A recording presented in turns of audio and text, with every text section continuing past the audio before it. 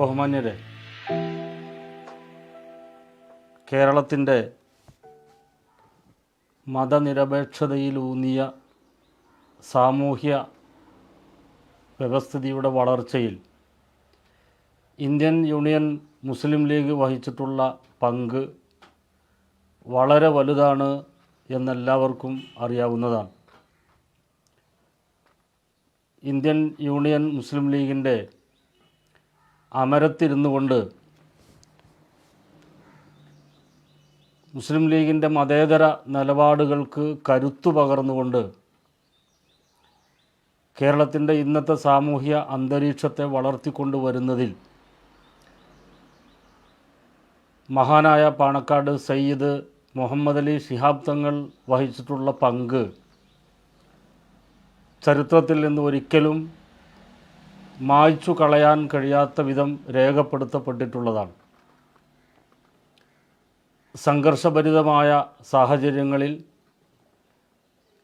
മലയാളി മനസ്സിനെ ജാതി, മത, വർഗ, വർണ്ണ, രാഷ്ട്രീയ വ്യത്യാസങ്ങൾക്കെല്ലാം അതീതമായി ഒരു ചരടിൽ കോർത്ത മുത്തുമണികളെപ്പോലെ ഒരുമിപ്പിച്ച് നിർത്തുന്നതിൽ മഹാനായ ശിഹാബ് തങ്ങൾ വഹിച്ചിട്ടുള്ള പങ്ക്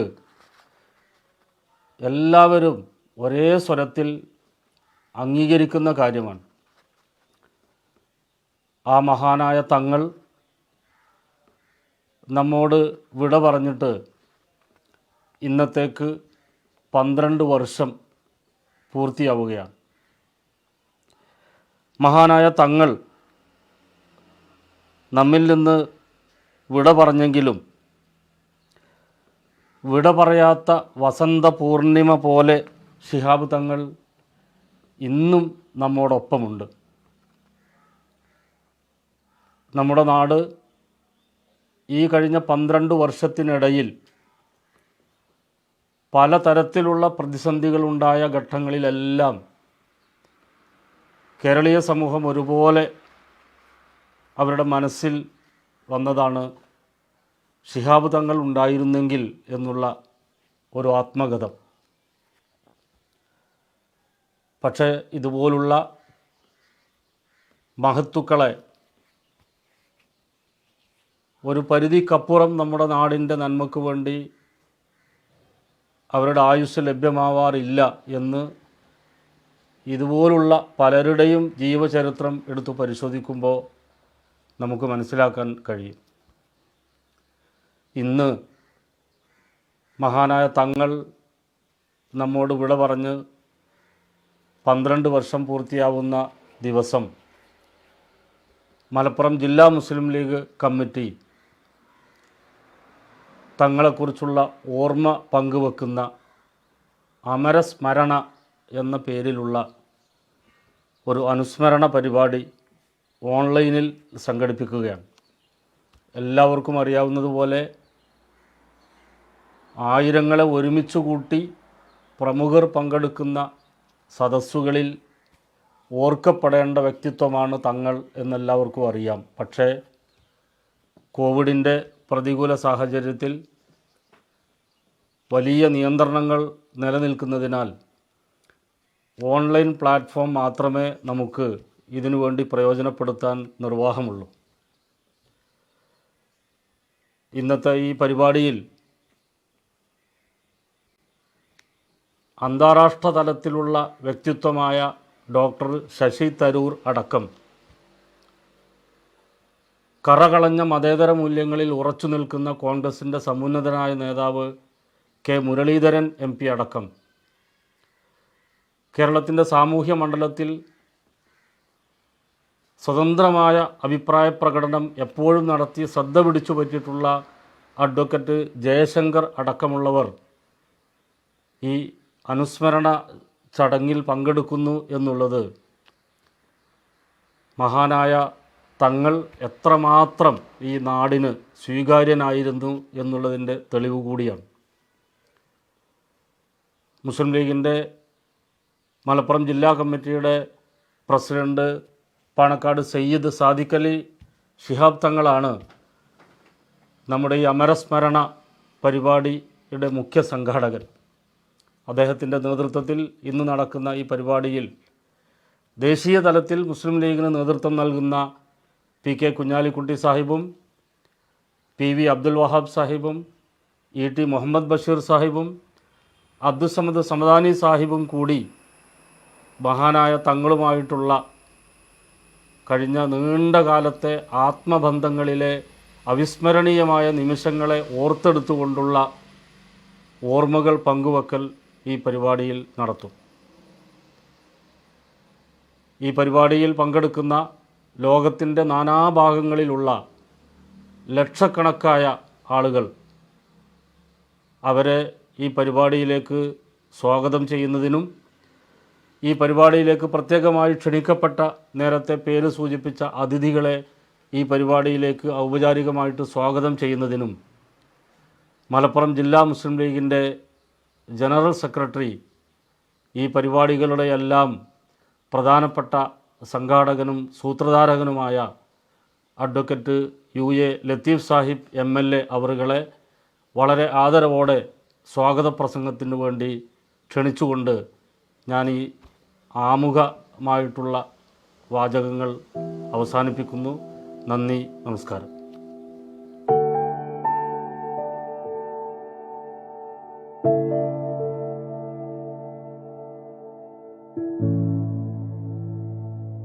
ബഹുമാനപ്പെട്ട പാണക്കാട് സയ്യിദ് മുഹമ്മദ് അലി ശിഹാബ് തങ്ങൾ നമ്മെ വിട്ട് പിരിഞ്ഞു പോയിട്ട് 12 വർഷം തികയുകയാണ്. അദ്ദേഹവുമായി 1965 മുതൽ ഞാൻ സ്കൂളിൽ പഠിക്കുന്ന വിദ്യാർത്ഥിയായ സമയം മുതൽ മരണം വരെ ഏറ്റവും അടുത്ത ബന്ധം എനിക്കുണ്ടായിരുന്നു. അദ്ദേഹത്തിൻ്റെ പ്രത്യേകത എന്തെന്ന് ചോദിച്ചാൽ എല്ലാവരുടെയും അദ്ദേഹത്തെ പരിചയപ്പെടുന്ന എല്ലാവരുടെയും വിചാരം അദ്ദേഹം അവരുടെയൊക്കെ സ്വന്തമാണ് എന്നുള്ളതാണ്. പാണക്കാട് വീട്ടിൽ വരുന്ന, കൊടപ്പലം തറവാട്ടിൽ വരുന്ന ജാതിമത വ്യത്യാസമില്ലാതെ എല്ലാവരെയും വളരെ പുഞ്ചിരിയോടുകൂടി സ്വീകരിച്ചിരുത്തി അവരുടെ പ്രശ്നങ്ങളും പ്രയാസങ്ങളും ഒക്കെ കേട്ട് പരിഹാരം നിർദ്ദേശിക്കുന്ന തങ്ങൾ കഠിനമായ രാഷ്ട്രീയ ചൂടിലും വ്യക്തിബന്ധം കാത്തു സൂക്ഷിച്ചിരുന്ന തങ്ങൾ ഇന്ത്യ എന്ന ഈ മഹാരാജ്യത്തിലെ ബഹുസ്വര സമൂഹത്തിനിടയിൽ ന്യൂനപക്ഷ രാഷ്ട്രീയം വിമർശനങ്ങൾക്ക് അതീതമായി കൈകാര്യം ചെയ്യാൻ സാധിച്ച പ്രിയങ്കരനായ നേതാവായിരുന്നു ശിഹാബ് തങ്ങൾ. മുസ്ലിം ലീഗിൻ്റെ പ്രസിഡന്റ് എന്നുള്ള നിലയിൽ ഈ പ്രസ്ഥാനത്തെ മതേതര കാഴ്ചപ്പാടിലൂടെ മറ്റുള്ളവരുടെ മുമ്പിൽ വിജയകരമായി അവതരിപ്പിച്ചു ശിഹാബ് തങ്ങൾ. എല്ലാവർക്കും അദ്ദേഹത്തോട് സ്നേഹമായിരുന്നു, ബഹുമാനമായിരുന്നു. തൻ്റെ ജീവിതത്തിനിടയിൽ അദ്ദേഹത്തിന് പാർലമെൻ്ററി വ്യാമോഹമുണ്ടായില്ല. MLA ആവാൻ, MP ആവാൻ, മന്ത്രിയാവാൻ അദ്ദേഹം ആഗ്രഹിച്ചില്ല. ഒരു രാഷ്ട്രീയ പാർട്ടിയുടെ നേതാവിനുമില്ലാത്ത ഒരു ക്വാളിറ്റി, അതായത് ഈ പറഞ്ഞ രീതിയിൽ അധികാര സ്ഥാനങ്ങളിൽ എത്താൻ തീരെ ആഗ്രഹമില്ലാത്ത ഒരു നേതാവ് എന്നുള്ള നിലയിൽ അദ്ദേഹത്തിൻ്റെ ഈ ക്വാളിറ്റിയെ എല്ലാവരും ബഹുമാനിച്ചു. ഞാൻ സംസാരം ദീർഘിപ്പിക്കുന്നില്ല. ബാബരി മസ്ജിദ് തകർത്ത സമയത്ത് കേരളം വർഗീയ ചൂടിൽ കത്തിച്ചാമ്പലാവുമെന്ന് ബഹുഭൂരിഭാഗം ആളുകളും സംശയിച്ച സമയത്ത് പ്രിയപ്പെട്ട തങ്ങളുടെ പ്രഖ്യാപനം, എൻ്റെ സഹോദരങ്ങളെ, നിങ്ങൾ ആത്മസംയമനം പാലിക്കുക. ഈ പ്രശ്നത്തിൻ്റെ പേരിൽ കേരളത്തിലെ ഒരു ക്ഷേത്രത്തിൻ്റെയും ഒരു ഓടിന് പോലും നാശനഷ്ടമുണ്ടാവാൻ പാടില്ല. ക്ഷേത്രങ്ങൾക്ക് മുസ്ലിം ലീഗ് പ്രവർത്തകർ കാവൽ നിൽക്കണം എന്ന് നിർദ്ദേശിച്ച ബഹുമാനപ്പെട്ട ശിഹാബ് തങ്ങൾ മതേതരത്വത്തിൻ്റെ ഇന്ത്യയിലെ അംബാസഡറായിരുന്നു എന്ന് ആർക്കും നിഷേധിക്കുവാൻ സാധിക്കാത്ത ഒരു സത്യമാണ്. അദ്ദേഹം ഇന്നും നമ്മുടെ കൂടെയില്ല. ഞാൻ എൻ്റെ സംസാരം ദീർഘിപ്പിക്കുന്നില്ല. ധാരാളം നേതാക്കന്മാർ കാത്തിരിക്കുന്നുണ്ട്. അതുകൊണ്ട് അദ്ദേഹത്തിൻ്റെ സ്മരണ എന്നുമെന്നും കേരളീയ സമൂഹത്തിൻ്റെ ഹൃദയത്തിലുണ്ടാവും. ആർക്കും അത് അനുസ്മരിക്കാതിരിക്കാൻ സാധിക്കുകയില്ല. ഈ യോഗത്തിൻ്റെ അധ്യക്ഷൻ ബഹുമാനപ്പെട്ട മുസ്ലിം ലീഗിൻ്റെ ജില്ലാ പ്രസിഡന്റ് പാണക്കാട് സയ്യിദ് സാദിഖ് അലി ശിഹാബ് തങ്ങളാണ്. ഇത് ഉദ്ഘാടനം ചെയ്യുന്നത് ബഹുമാനപ്പെട്ട ഇന്ത്യൻ നാഷണൽ കോൺഗ്രസിൻ്റെ സമുന്നതനായ നേതാവ് ശ്രീ ശശി തരൂർ MP അവർകളാണ്. അനുസ്മരണ പ്രഭാഷണം നടത്തുന്നത് ഇന്ത്യൻ നാഷണൽ കോൺഗ്രസിൻ്റെ മറ്റൊരു സമുന്നതനായ നേതാവ് ബഹുമാനപ്പെട്ട ശ്രീ കെ മുരളീധരൻ MP അവർകളാണ്. ഇവിടുത്തെ സ്മാരക പ്രഭാഷണം നടത്തുന്നത് അഡ്വക്കേറ്റ് ജയശങ്കർ അവർകളാണ്. അതോടൊപ്പം ഇതിൽ പങ്കെടുക്കുന്നത് മുസ്ലിം ലീഗിൻ്റെ അഖിലേന്ത്യാ നേതാക്കളായ പ്രിയപ്പെട്ട PK Kunhalikutty Sahib, ET Muhammad Basheer Sahib, Abdussamad Samadani Sahib, PV Abdul Wahab Sahib അടക്കമുള്ള നേതാക്കന്മാർ ഇതിൽ പങ്കെടുക്കുന്നു. എല്ലാ നേതാക്കന്മാരെയും വളരെ സന്തോഷത്തോടെ ഈ പരിപാടിയിലേക്ക് സ്വാഗതം ചെയ്തുകൊണ്ട് ഇതിൻ്റെ നിയന്ത്രണം ഏറ്റെടുക്കുന്നതിന് വേണ്ടി ബഹുമാനപ്പെട്ട പാണക്കാട് സയ്യിദ് സാദിഖ് അലി ശിഹാബ് തങ്ങളോട് വളരെ വിനീതമായി അഭ്യർത്ഥിച്ചുകൊണ്ട് ഞാൻ എൻ്റെ സ്വാഗത പ്രഭാഷണം അവസാനിപ്പിക്കുന്നു. നിങ്ങൾക്ക് നന്ദി. അസ്സലാമു അലൈക്കും. ജയ് ഹിന്ദ്.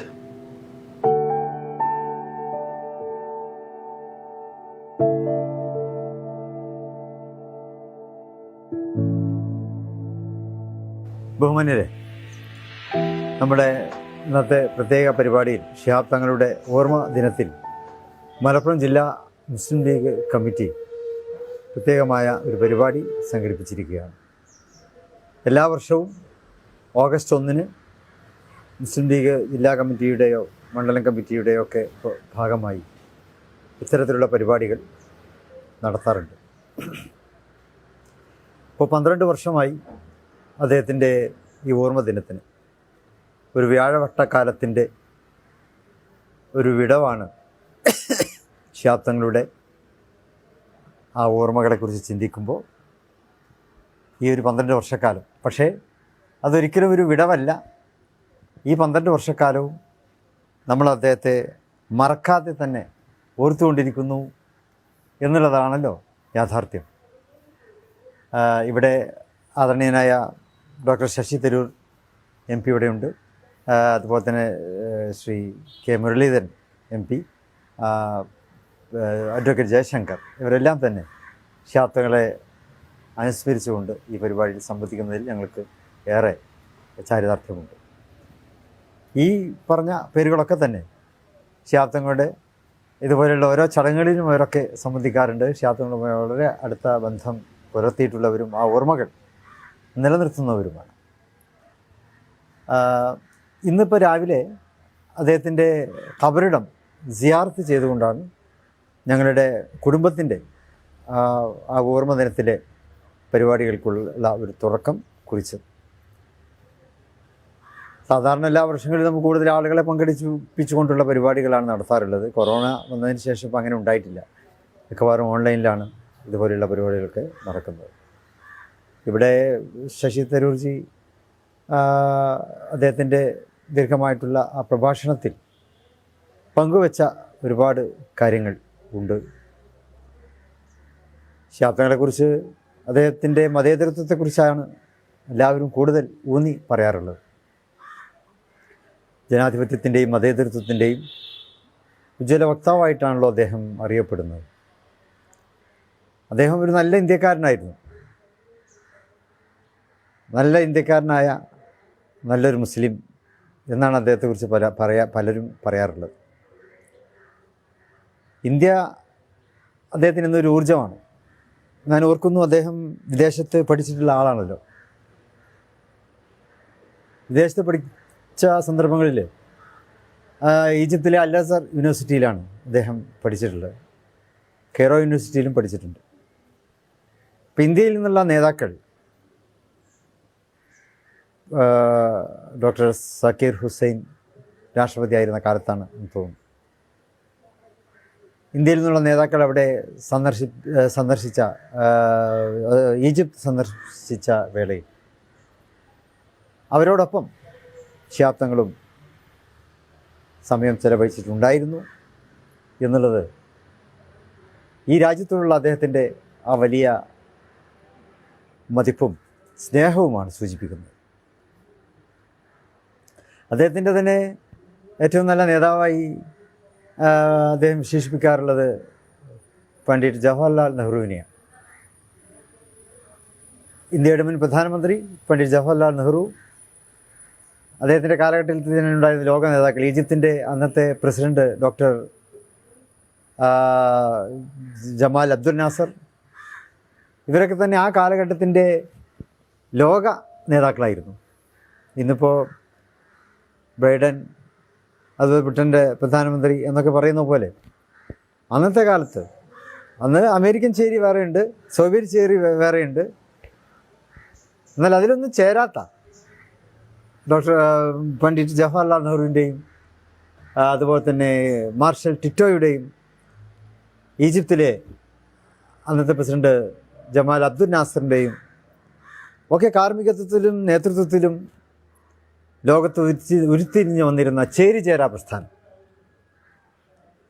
ആ കാലത്ത് നെഹ്റുവും അദ്ദേഹത്തിൻ്റെ ഈജിപ്തിലുള്ള സന്ദർശനങ്ങൾ, ഗമാൽ അബ്ദുൽ നാസറുമായിട്ടുള്ള ബന്ധങ്ങൾ, ഇതൊക്കെ തന്നെ അങ്ങേയറ്റത്തെ താല്പര്യത്തോടെയായിരുന്നു ശിഹാബ് വീക്ഷിച്ചിരുന്നത്. ഞാൻ ഓർക്കുന്നുണ്ട്, എൻ്റെ കുട്ടിക്കാലത്ത് ശിഹാബ് വരുന്ന ഒരുപാട് അറബി പുസ്തകങ്ങൾ, അറബി പീരിയോഡിക്കൽസ് അത് പോസ്റ്റായിട്ട് വരാറുണ്ടായിരുന്നു. ആ അറബി പീരിയോഡിക്കൽസിൽ അന്നത്തെ പ്രധാന ചർച്ചാ വിഷയം ഈ ചേരിചേര പ്രസ്ഥാനത്തെക്കുറിച്ചുള്ള ചർച്ചകളാണ്. ഞങ്ങളന്ന് ഈ അറബി പുസ്തകങ്ങൾ, ഞങ്ങൾക്കത് മറിച്ച് നോക്കാൻ വലിയ താല്പര്യമായി, നല്ല കെട്ടുമട്ടുള്ള അറബി പുസ്തകങ്ങൾ, നല്ല മേനിക്കടലാസ്, അന്ന് നമ്മുടെ നാട്ടിലൊന്നും അങ്ങനത്തെ കടലാസൊന്നും ഇല്ല. അതുപോലെ തന്നെ നല്ല കളർഫുൾ പുസ്തകങ്ങളാണ്. അതിലൊക്കെ ലോക നേതാക്കളുടെ ചിത്രങ്ങളൊക്കെ അച്ചടിച്ച് വരും. അപ്പോൾ അതിൽ ആ കാലത്ത് പ്രധാനമന്ത്രി മാർഷൽ ടിറ്റോയുടെ, അബ്ദുൽ നാസറിൻ്റെ, ജമാൽ അബ്ദുൽ നാസറിൻ്റെ, അതുപോലെ തന്നെ ജവഹർലാൽ നെഹ്റുവിൻ്റെയൊക്കെ പടം വെച്ചുകൊണ്ടുള്ള ലേഖനങ്ങൾ ഒന്ന് ആ പീരിയോഡിക്കൽസിലൊക്കെ വരാറുണ്ടായിരുന്നു. അപ്പോൾ അതൊക്കെ വളരെ വലിയ താല്പര്യമായിരുന്നു ശിഹാബ് അദ്ദേഹം അതേക്കുറിച്ചൊക്കെ വളരെ താല്പര്യത്തിൽ വായിക്കുന്നതൊക്കെ ഞങ്ങൾക്ക് കാണുവാൻ സാധിച്ചിട്ടുണ്ടായി. അപ്പോൾ അന്നത്തെ ആ എന്താ പറയുക, ലോക നേതാക്കളുമായിട്ടുള്ള ബന്ധങ്ങൾ, അതൊക്കെ തന്നെ ശിഹാബ് ഏറെ സ്വാധീനിച്ചിട്ടുണ്ട്. അദ്ദേഹത്തിന് വലിയ താല്പര്യമായിരുന്നു ഇന്ത്യൻ വിദേശകാര്യ വകുപ്പിൽ വർക്ക് ചെയ്യാൻ എന്നും അന്ന് കേട്ടിട്ടുണ്ട്. കാരണം വിദേശത്ത് പഠിച്ച ആൾ, വിദേശ ഡിഗ്രി സമ്പാദിച്ച ആൾ, വിദേശ ഭാഷകൾ കൈകാര്യം ചെയ്യാൻ, ഹിന്ദി, ഉറുദു എന്ന് തുടങ്ങിയ ഇന്ത്യൻ ഭാഷകൾ, എന്നതുപോലെ തന്നെ അറബിക്, ഇംഗ്ലീഷ് തുടങ്ങിയ വിദേശ ഭാഷകൾ, എനിക്ക് തോന്നുന്നത് ഫ്രഞ്ചും ഏതാണ്ട് അദ്ദേഹം പഠിച്ചു. കാരണം ഈജിപ്തിൻ്റെ ഒരു കൊളോണിയൽ ഭാഷ അതായിരുന്നല്ലോ. അപ്പോൾ അവരുമായൊക്കെ ബന്ധം സ്ഥാപിക്കുവാൻ ശിഹാബ് സാധിച്ചിട്ടുണ്ടായിരുന്നു. അപ്പോൾ ഇങ്ങനെയുള്ള ഒരു സമ്പുഷ്ടമായ ഒരു വിദ്യാർത്ഥി ജീവിത കാലം തന്നെ അദ്ദേഹത്തിനുണ്ടായി. അപ്പോൾ അതിൻ്റെയൊക്കെ തുടർച്ചയെന്നോണം അദ്ദേഹത്തിൻ്റെ മനസ്സിൽ അങ്ങനെ ഒരു നാമ്പ് എടുത്തിരുന്നു, അദ്ദേഹത്തിൻ്റെ ഇന്ത്യൻ വിദേശകാര്യ വകുപ്പിൽ ജോലി ചെയ്യാൻ. അങ്ങനെയൊക്കെയുള്ള സ്വാഭാവികമാണല്ലോ. അപ്പോൾ അത് ഇന്ത്യയെ സ്നേഹിച്ചത് കൊണ്ട് തന്നെയാണ്. ഇന്ത്യയുടെ സംസ്കാരം, ഇന്ത്യയുടെ പാരമ്പര്യം, ഇവയിലൊക്കെ വളരെയേറെ താല്പര്യത്തോടെ മനസ്സിലാക്കിയിട്ടുള്ള വ്യക്തിത്വമാണത്. ഇന്ത്യയുടെ ചരിത്രം, സംസ്കാരം, ഇന്ത്യയുടെ പാരമ്പര്യം, ഇവയൊക്കെ തന്നെ വിദേശ രാജ്യങ്ങളുമായൊക്കെ പങ്കുവെക്കുവാൻ അദ്ദേഹം ആഗ്രഹിച്ചിട്ടുണ്ടാകും. ഒരുപാട് വിദേശ കൃതികൾ അദ്ദേഹം മലയാളത്തിലേക്ക് വിവർത്തനം ചെയ്തൊക്കെ അതിൻ്റെ പശ്ചാത്തലത്തിൽ ഖലീൽ ജിബ്രാനെ പോലെയുള്ള അതുപോലെ തന്നെ മറ്റ് അറബ് പിന്നെ ഗ്രന്ഥകാരന്മാരുടെ കൃതികൾ പലതും ആ കാലത്ത് അദ്ദേഹം തർജ്ജമ ചെയ്ത് കേരളത്തിൽ പ്രസിദ്ധീകരിച്ച് മനോരമയിലും ചന്ദ്രികയിലുമൊക്കെ അത് വരാറുണ്ടായിരുന്നു എന്നാണ് പറയപ്പെട്ടിരുന്നത്. അപ്പോൾ ഇങ്ങനെ കേവലം ഒരു രാഷ്ട്രീയ നേതാവ് എന്നുള്ള നിലയ്ക്ക് മാത്രമല്ല, രാഷ്ട്രീയം അതൊരു നിയോഗമായിട്ട് അദ്ദേഹത്തിന് വന്ന് ചേർന്നതാണ്.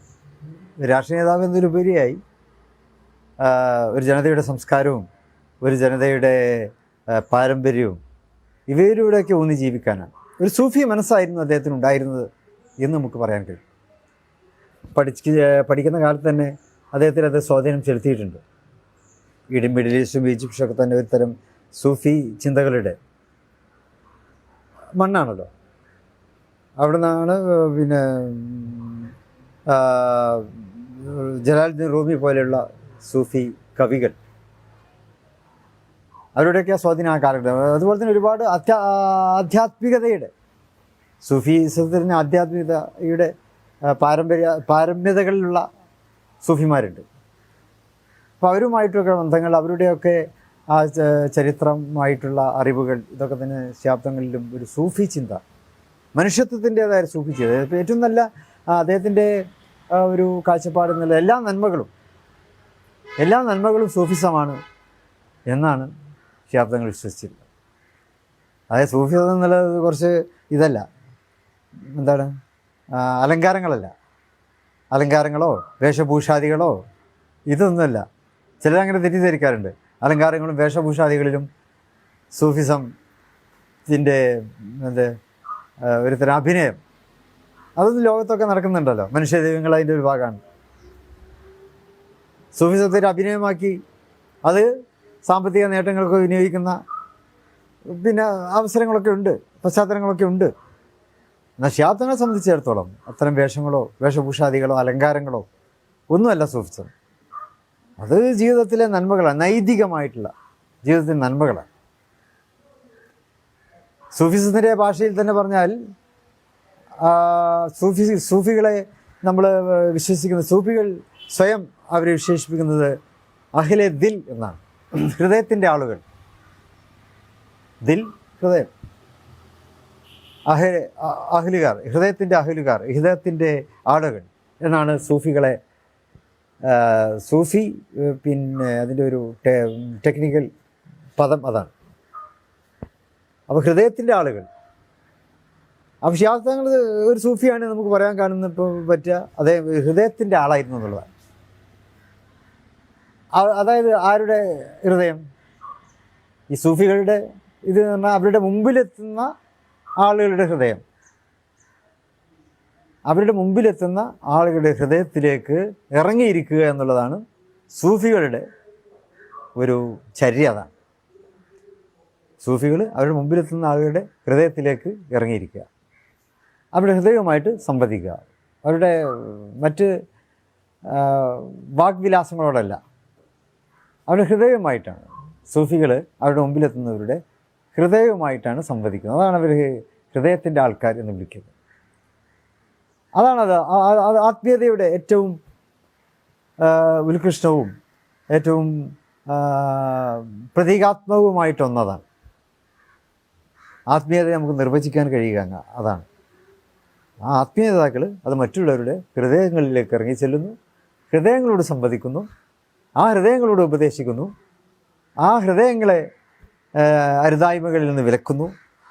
അതൊക്കെയാണ് സൂഫികൾ ചെയ്യുന്നത്. അല്ലാതെ ചിലപ്പോൾ ഒരു വാക്ക് പറഞ്ഞുകൊണ്ടൊന്നും ആവില്ല, വലിയ വാക്കുകൾ ഉപയോഗിച്ചുകൊണ്ടല്ല സൂഫികൾ അവരുടെ ദൗത്യം നിറവേറ്റാറുള്ളത്. അപ്പോൾ ശാബ്ദങ്ങളും അദ്ദേഹത്തിൻ്റെ വിദ്യാഭ്യാസ കാലത്തിനിടയിൽ അത്തരം ഒരു നിശബ്ദ സൂഫിസത്തെ മനസ്സിലാക്കിയിട്ടുള്ള ആളായിരുന്നു. അപ്പം അതുകൊണ്ടാണ് അദ്ദേഹം കുറഞ്ഞ വാക്കുകൾ ഉപയോഗിച്ചുകൊണ്ട് തന്നെ ഹൃദയങ്ങളോട് സല്ലപിച്ചതും സംവദിച്ചതും. അതുകൊണ്ടാണ് ആ ഭാഷയിലൂടെയാണ് അദ്ദേഹം ഇവിടുത്തെ ജനാധിപത്യത്തെയും മതേതരത്വത്തെയും മത സൗഹാർദ്ദത്തെയും വളർത്തിയത്. അല്ലാതെ വലിയ ഗ്രന്ഥങ്ങൾ രചിച്ചുകൊണ്ടല്ല, വലിയ പ്രഭാഷണങ്ങൾ ഉച്ചത്തിൽ പ്രഭാഷണം നിർവഹിച്ചുകൊണ്ടല്ല അദ്ദേഹം തൻ്റെ ദൗത്യം നിർവഹിച്ചത്. അദ്ദേഹം മതേതരത്വവും ജനാധിപത്യവും മതസൗഹാർദ്ദവും ഒക്കെ കാത്തുസൂക്ഷിച്ചത് ചുരുങ്ങിയ വാക്കുകളിൽ നിശബ്ദം എന്ന് തോന്നുന്ന ഒരു ശബ്ദത്തിൽ ആയിരുന്നു അദ്ദേഹം സംസാരിച്ചിരുന്നതും അദ്ദേഹം തൻ്റെ ആശയങ്ങൾ കൈമാറിയിരുന്നതും. അത് ജനങ്ങൾ മനസ്സിലാക്കി, സമൂഹം മനസ്സിലാക്കി, രാജ്യം മനസ്സിലാക്കി. അതാണ് നമുക്ക് അദ്ദേഹത്തിൻ്റെ ഓർമ്മ ദിനത്തിൽ നമുക്ക് ഓർമ്മിക്കാനുള്ളത്. ഇവിടെ ഒരുപാട് നേതാക്കന്മാരുണ്ട്. അവരൊക്കെ അവരുടെ ശാബ്ദങ്ങളെക്കുറിച്ചുള്ള ഓർമ്മകളൊക്കെ ഇവിടെ പങ്കുവെക്കും. ഏതായാലും മലപ്പുറം ജില്ലാ മുസ്ലിം ലീഗിൻ്റെ ആഭിമുഖ്യത്തിലെ പരിപാടിയിൽ പങ്കെടുത്ത ഡോക്ടർ ശശി തരൂർ, പ്രിയപ്പെട്ട Shri K Muraleedharan, advocate M Jaishankar തുടങ്ങിയിട്ടുള്ള നമ്മുടെ വിശിഷ്ട വ്യക്തിത്വങ്ങൾ, പിന്നെ ഇതിൽ പങ്കെടുക്കുന്ന മറ്റ് വിശിഷ്ട വ്യക്തിത്വങ്ങൾ, അവരെല്ലാം അവർക്കെല്ലാം ഞങ്ങളുടെ ഹൃദയംഗമമായ അഭിവാദ്യം നേർന്നുകൊണ്ട് എൻ്റെ വാക്കുകൾ സംഭരിക്കുന്നു. നന്ദി. ജയ് ഹിന്ദ്.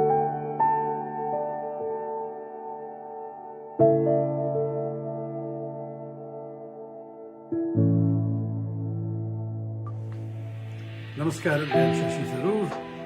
ജനാബ് സയ്യിദ് സാദിഖ് അലി ശിഹാബ് തങ്ങൾ, IUMLന്റെ മലപ്പുറം കമ്മിറ്റിയുടെ അധ്യക്ഷനും ഇന്നത്തെ ചടങ്ങിന്റെ അധ്യക്ഷനും, മുസ്ലിം ലീഗ് നാഷണൽ ജനറൽ സെക്രട്ടറി, എന്റെ മുൻ പാർലമെന്റ് സഹപ്രവർത്തകനായ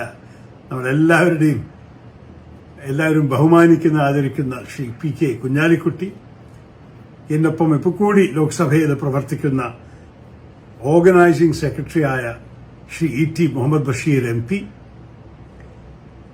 IUMLന്റെ ട്രഷറർ രാജ്യസഭ MP ആയ ശ്രീ PV അബ്ദുൽ വഹാബ്, നമ്മുടെ വീണ്ടും പാർലമെന്റിൽ എത്തി അദ്ദേഹത്തിന്റെ സംസാരവും അദ്ദേഹത്തിന്റെ കഴിവും നമ്മളെല്ലാവരെയും മുന്നിൽ പ്രദർശിക്കാൻ പോകുന്ന senior vice president Shri Abdussamad Samadani MP, വേദിയിലും സദസ്സിരിക്കുന്ന എല്ലാ ബഹുമാന്യരെ, സുഹൃത്തുക്കളെ, സഹോദരി സഹോദരന്മാരെ, എല്ലാവർക്കും എന്റെ വിനീതമായ നമസ്കാരം. ഞാൻ ഇന്ന് നിങ്ങളെല്ലാവരെയും കാണുന്നത് കുറച്ചൊരു സങ്കടത്തോടെയാണ്. 12 വർഷം മുമ്പ് ഓഗസ്റ്റ് 1-ാം തീയതി പണക്കാട് സയ്യിദ് മുഹമ്മദ് അലി ശിഹാബ് തങ്ങൾ നമ്മളെ വിട്ടിട്ട് പോയി. ഇന്ന് നിങ്ങളെല്ലാവരും ഈ ദിവസത്തിന് അമർ സ്മരണമായിട്ട് നിങ്ങൾ കമമറേറ്റ് ചെയ്യുന്നു. എനിക്ക് ഇപ്പൊ കൂടിയ 1-ാം തീയതിയെക്കുറിച്ചൊരു ഓർമ്മയുള്ളത് എന്താണ്? അദ്ദേഹത്തിന് സ്വന്തം കൈകൊണ്ട് എനിക്കൊരു എഴുത്ത് എഴുതിയിട്ടുണ്ടായിരുന്നു. ഞാൻ ഇലക്ഷൻ ജയിച്ച് പുതിയൊരു മന്ത്രിയായിരിക്കുന്ന ഒരു സമയമായിരുന്നു.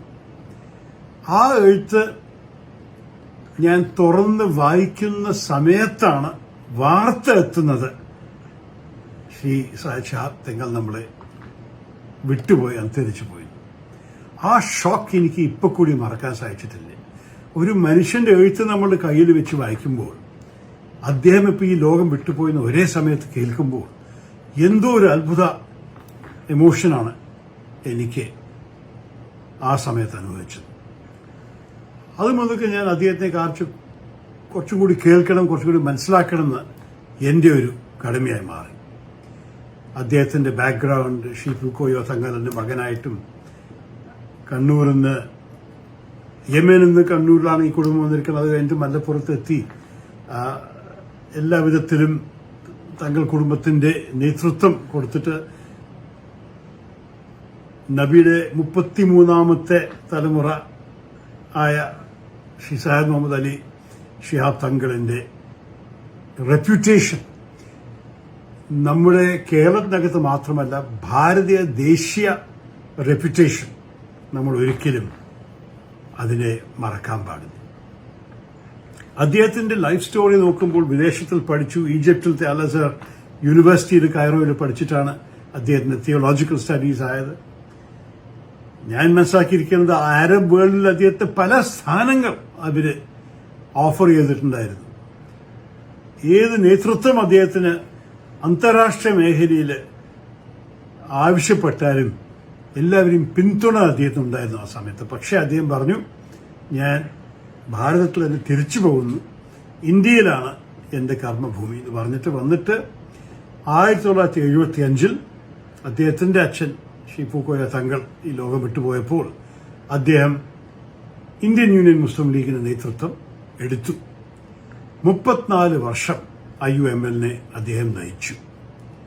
ഒരിക്കലും കൂടി ഇലക്ഷൻ മത്സരിച്ചില്ല. ഒരു തെരഞ്ഞെടുപ്പിൽ അദ്ദേഹത്തിന് ഒരു സ്ഥാനാർത്ഥിയായിട്ട് ആർക്കും കാണിക്കാൻ സാധിച്ചില്ല. കാരണം അദ്ദേഹത്തിന്റെ ഒരു വിശ്വാസമായിരുന്നു, അദ്ദേഹത്തിന്റെ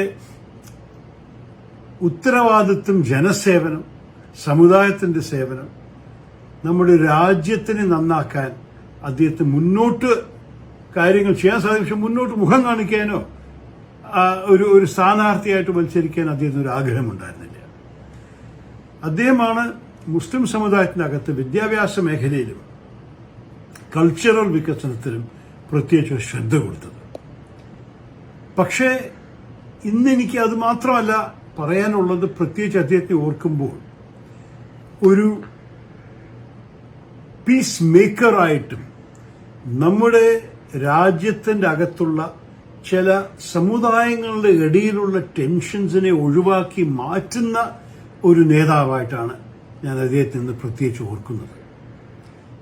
he was A voice of reason എന്ന് എല്ലാവരും എന്നോട് പറഞ്ഞു. ഞാൻ അദ്ദേഹത്തിനെ കുറിച്ച് കണ്ടുപിടിക്കാൻ ഇറങ്ങിയപ്പോൾ ആ വോയിസ് ഓഫ് റീസൺ എന്നായിരുന്നു എല്ലാവരും മനസ്സിൽ. അദ്ദേഹം ഒരു എമോഷൻസ് എല്ലാവർക്കും ഉണ്ടാവാം, പക്ഷെ ആ എമോഷൻസിന്റെ അതീതമായിട്ട് മനുഷ്യന്മാരുടെ മനുഷ്യത്വം കണ്ടിട്ട് നാടിനെ നന്നാക്കാൻ വേണ്ടിയുള്ള പ്രവർത്തനം ചെയ്യുന്നതൊരു വിശ്വാസമായിരുന്നു അദ്ദേഹത്തിന്റെ. അതുമാത്രമല്ല, അദ്ദേഹത്തിന്റെ സാന്നിധ്യത്തിന്റെ കാരണം, അദ്ദേഹത്തിന്റെ നേതൃത്വത്തിന്റെ കാരണമാണ് എന്റെ അഭിപ്രായത്തിൽ ഇന്ത്യൻ യൂണിയൻ മുസ്ലിം ലീഗിന് നാഷണൽ ലെവലിൽ കിട്ടിയ ഒരു റെസ്പെക്ട്, ഒരു ബഹുമാനം, ഒരു പൊളിറ്റിക്കൽ റെക്കഗ്നിഷൻ, ആ അംഗീകാരം എല്ലാവർക്കും കൊടുക്കാൻ തോന്നിയത് അദ്ദേഹത്തിന്റെ നേതൃത്വം കണ്ടിട്ടാണ്. കാരണം ഒരു വോയിസ് ഓഫ് റീസൺ എന്ന് മാത്രമല്ല, സമാധാനത്തിന് വേണ്ടിയിട്ട് വോയിസ് ഓഫ് പീസ് ആയിട്ടും ഒരു വോയിസ് ഓഫ് ടോളറൻസ് ആയിട്ടും അദ്ദേഹത്തിനെ ഭാരതം മുഴുവൻ അറിഞ്ഞപ്പെട്ടു. ഞാൻ ഓർക്കുന്നു, ആ സമയത്ത് 2009 അദ്ദേഹം നമ്മളെ പോയപ്പോൾ ഇന്ത്യൻ എക്സ്പ്രസ് ഒരു നല്ലൊരു ഒബിച്വറി എഴുതി. നിങ്ങൾ കണ്ടിട്ടുണ്ടോ എന്ന് എനിക്ക് അറിയില്ല. ഞാൻ ഡൽഹിയിലായിരുന്ന കാരണം അതാണ് വായിച്ചത്. അദ്ദേഹമാണ് ഒരു last profit of secular politics എന്നാണ് ഇന്ത്യൻ എക്സ്പ്രസ് പറഞ്ഞത്. Last profit of secular politics, അത്ര വലിയൊരു ടൈറ്റിലാണ് ഇന്ത്യൻ എക്സ്പ്രസ് അദ്ദേഹത്തിന് കൊടുത്തത്. ഞാൻ അദ്ദേഹത്തെക്കുറിച്ച് വായിച്ച് പഠിക്കുമ്പോൾ എനിക്ക് പ്രത്യേകിച്ച് 3 കഥകളാണ് എൻ്റെ മനസ്സിൽ നിന്നത്.